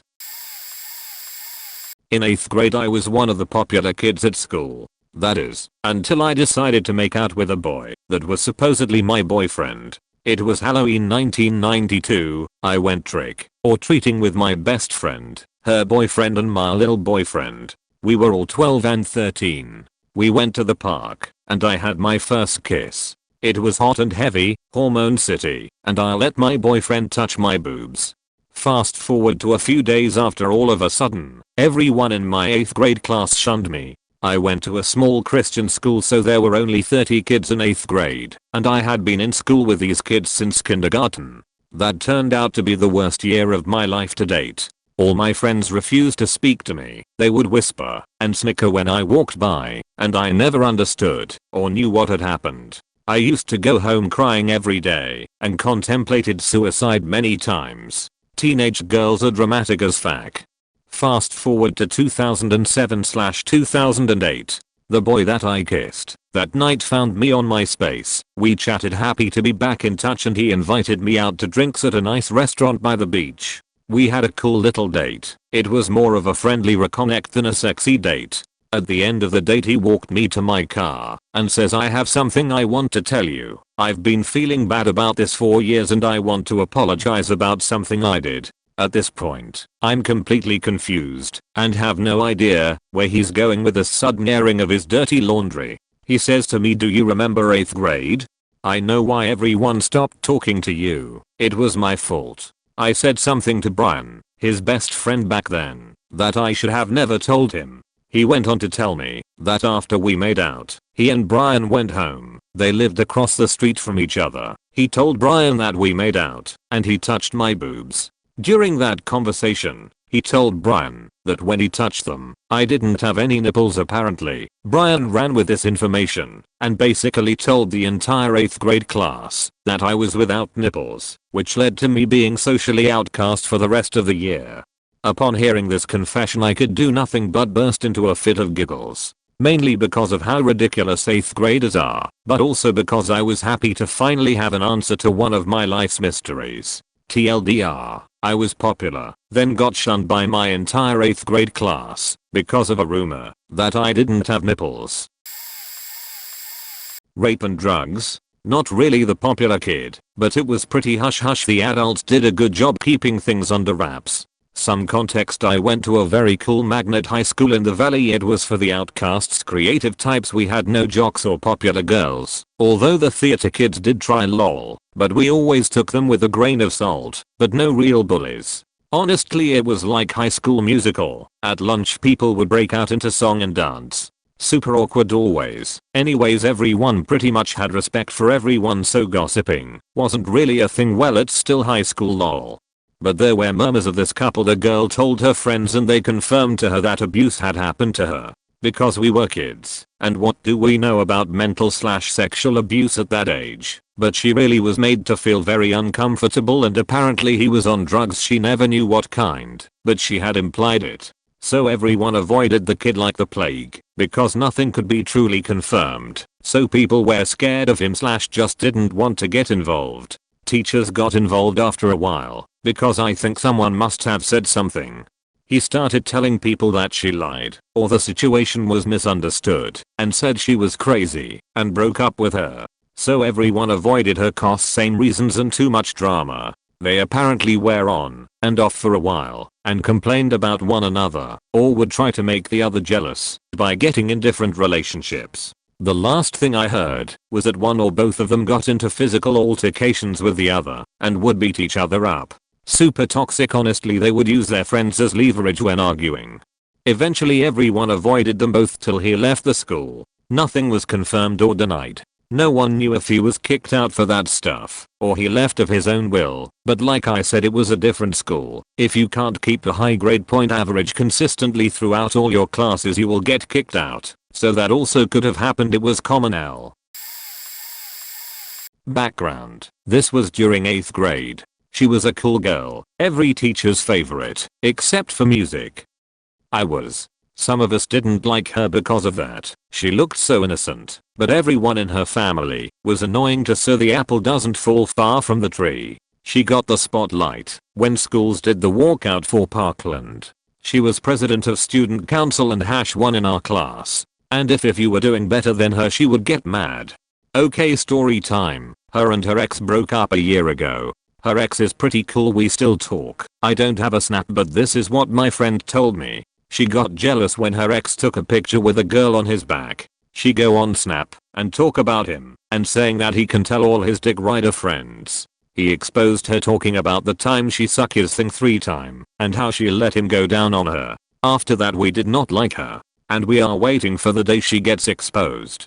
By the way, my best friend still goes to school with her. My friends say that the girl feels like she is too good for everyone at our old school, all the kids at her new school. And I told my best friend about all of this, and she said that the world is not going to be ready for the day she gets exposed, and we are all waiting for the day. The popular kid in question was actually me. I've always had a really low esteem and was a frequent victim of bullying at elementary school. Once I finished it and went to secondary school, I was attending a freshman camp right prior to the term kickoff, and man was I really expecting all those 14 to 15-year-old dudes and dudettes to follow in the tracks as my previous classmates did. So I, out of sheer fear and pressure, improvised a new persona, the potential shortcomings I didn't know shit about, and became an viral net phenomenon, mimicking the overall features of a recently introduced and still blooming Hungarian formation who were absolute political edgelords and would compose electronic nu metal tracks from time to time. You may have the best guesses how this went down. About 2 or 3 months of raging, ravishing cheer every time I showed up and around, but the concept wore thin quite early and person after person got fed up all those philosophical stuff and or rapping I emitted from my stupid sound hole, not willing to hold back on expressing their frankest opinions either. Trying to extend my 15 minutes of fame got the absolutely worst of me, revealing not only for them, but for even me myself for the first time how I really was, an egoistic, sulky, hypocritical vitriolic jerk who was willing to call people out for their appearance in response for their remarks on his overall behavior, amongst other unpleasant things. Needless to say, I made a quick descent on the popularity ladder, to the degree I would most certainly call a free fall. Guess I, after all, did fulfill my dream of being a colorful spot in the community, only the shade of that certain color turned out to be unappealing. Came out as gay. Wasn't really best friends with the guy, but knew him through my friends that were in the drama club with him, had seen him a few times at parties, and knew his ex-girlfriend pretty well, but he was definitely the most popular kid. He broke up with his girlfriend about 2-3 months before this all happened. They stayed friends and I think she knew he was gay. He must have told her or realized. He came out to a few close friends during lunch. People overheard and soon everybody knew. This was however at the strictest, most conservative school in the country, and he lost most of his friends when they heard, and even more, after they started to get cheat for hanging out with him. Teachers tried to ignore him, didn't call his name, didn't check his homework, didn't answer emails, etc. He did have a handful of friends left, but he soon quit drama club as they too were homophobic, and lived his senior year in almost complete isolation. People like actually ducked out of the way passing him in the halls, scared to get, I don't know, infected or something.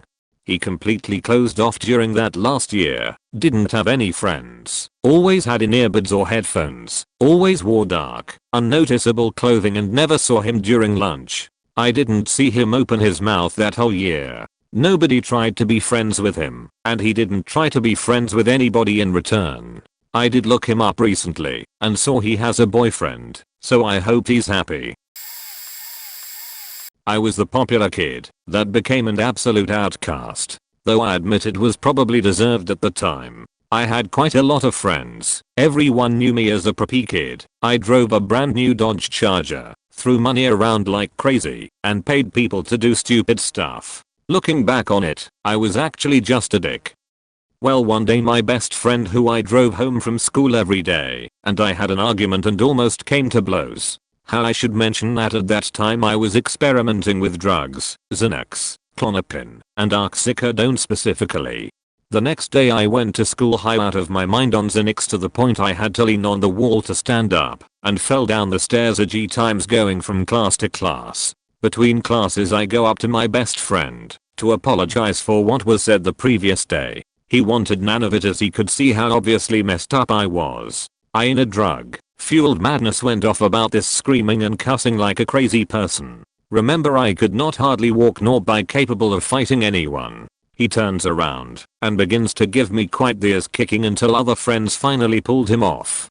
Later on in the day I was called to the principal's office because of this. My best friend had told him that I could possibly have drugs in my bag. Me forgetting that I did have drugs in there allowed them to search my bag, which is when they found 2 Xanax and 1 Klonopin. I was immediately put in handcuffs and led through the school, taken to jail, and charged with possession with intent to sell within 1,000 feet of a school. When I came back to school the next week, my best friend had spread some untrue rumors about me. The same day his mother called me to inform me they had taken a restraining order out against me. No one would speak to me. I was the laughing stock of the school. I eventually became a full-blown drug addict, lost everything, and dropped out halfway through my senior year. I do realize I brought much of that on myself. I'm doing much better now though. I have been clean for 3 years last week. I got my JED. I'm a sophomore at university, and I have a job. I'm sorry if this isn't formatted properly or something. I'm new to Reddit. People realized she loved to stir up drama, then she mysteriously disappeared, and then died. I graduated high school in 2013, and timing is pretty important in this story. There was a fairly popular girl in my neighborhood, let's just call her Susie, who went to middle and high school with me, though we went to separate, but still in the neighborhood elementary schools. She was extremely rude, snooty, judgmental, and overall just a straight up bitch. She was very popular from grades K-12. After that, her friends realized how horrible she truly was both inside and out, and she made people feel like complete shit, just to make herself feel better. Anyways, she lost all her friends after graduation because of this, and then up and suddenly died a few years later, around early 2017. No one knows what happened, how it happened, or anything. Her own mother, well, adoptive mother, but still a mother nonetheless, never even told anyone, or said anything about it. She just suddenly packed her bags, and moved away to the town Susie was going to college in. No obituary in the local paper, no social media posts, most of her mom's stuff on Facebook was public, just nothing at all. Which was suspicious to me. And a weird thing is this had gone unknown me, and the rest of the community for almost 3 maybe 4 months. Because it wasn't until then in a local Facebook group that a close friend of Susie's finally posted something stating a memorial service for her. This was when how about 97% of our former classmates found out that Susie had died. The weirdest part was this: were we surprised? Very. Did we feel bad? Well, no, not really. So cut to a year after that, it's now summer of 2018. I met and caught up with a friend, a former classmate, for coffee one morning. Let's call her Tanya. Tanya was one of the nicer popular kids at our school, always reaching out to someone in need of a friend. Anyways, so she had casually mentioned Susie in a conversation saying, "Hey, did you know that Susie died?" And at this point in my mind, I thought, alright, that happened. So I had told Tanya, "Oh yeah, did anyone ever find out what happened to her?" And through this conversation, I had found out that Tanya had a good amount of juicy details and information, one of which I had mentioned earlier in this post, and how after Susie had died, all her social media accounts suddenly disappeared. The craziest part about this was, when Tanya had mentioned Susie's death to other former classmates, that not many of them had good memories of her. These are some of the following former classmate stories she had shared with me. One girl had said how in 9th grade, Susie had slept with her then boyfriend at the time they were together, and that he left her for Susie. These girls were former best friends, so of course something like that would be expected. One boy, a Jewish former classmate of ours, this is important, mentioned how in elementary school during a school talent show, that Susie and her parents absolutely refused to talk to or sit near this boy and his family, solely because of the fact that they were Jewish. He never forgot how it made him feel, and still to this day he says it was his first run-in with anti-Semitism. Another girl had brought up that in 8th grade, her and Susie had PE together, and that almost every day, Susie would harass this poor girl. Specifically one day when running the mile, Susie had called her fat ladus skank, and told her to lose weight. This girl said that it's Susie's fault that she still has body image issues and an eating disorder, even now after all those years. And now, a personal story of mine of Susie. This happened when Susie and I were in 8th grade. I had a couple classes with her, pre-algebra and PE. The very same class as the girl the last story. My then boyfriend, let's call him Gabe, had one class with her, language arts. Now I had never met Susie before the beginning of the year. I had seen her around school, but didn't really think much of her or care. Anyways, Gabe told me that Susie told him that I was sleeping with her then boyfriend at the time. I was a virgin at this time and still mentally like 10 years old, so I was laughing like, oh wow, that's stupid. This escalated rather quickly, and he got mad at me and then tried to fight this supposed other guy. Both boys got suspended, and both Susie and I had gotten sent to the principal's office since we were involved. Thankfully, they took my word over Susie's, but her mother tried to threaten to sue me and my family for on-girlfriend accusation. Susie always hated me after that, but I just brushed it off and moved on with my life. so I'll always remember her as the girl who tried to ruin my life just because she wasn't happy with her own. And the craziest thing is, I do feel a little sorry, and I can't imagine how her parents feel. But I don't feel guilty. Not at all. And neither do a majority of our former classmates. TLDR, a popular girl mysteriously died. When news spread, nobody had good memories of her / she's not really remembered for being a sweet girl, and not many of us feel bad that this happened, not their actual names. I'm known as that person who's pretty shy, but I was best friends with this popular girl. When I came to school, I put my hair up in a bun because I was really excited for that day. I had a lot of confidence because classmates were complimenting my hair. It took me a lot of time to go to school with this hairstyle because I was very insecure and hesitant. When I was in math class, this one guy who is one of the cool kids was talking to his friend. The whole lesson, they were laughing and looking at me. I didn't think anything of it though, since I didn't really care about the cool kids. At the end of the day, I was in the washroom, and one of my good friends came up to me and told me what happened. She said that both of the boys were laughing about my hair and making fun of me. I was shocked. I came back to class and had a meltdown. Everyone was asking what happened, but I never talked. Until I got to the bus, the popular girl I was friends with asked me what happened. After a few minutes, I got some sticky notes out of my backpack and wrote how they were laughing at me and how that made me even more insecure when I was just starting to feel confident. She looked mad, really mad. I saw her on her phone, but I was too sad to care about what she was doing. When I got home, she came to my house and told my sister what happened. We all went to the park because she wanted to comfort me. The next day, when I got to school, the cool kid's friend was crying, the one who made fun of me too. I got pissed and just didn't talk to anyone. I wanted to be left alone. Turns out, the popular girl who I was friends with sent messages to the both of them who were making fun of me. There were a lot of swears. I was grateful for her defending me, but she also said that she was going to fight both of them. No teachers were involved, nor did any of them know what drama was going on. A lot of people were seeing what was happening, and my friend almost fought physically with both of the cool kids.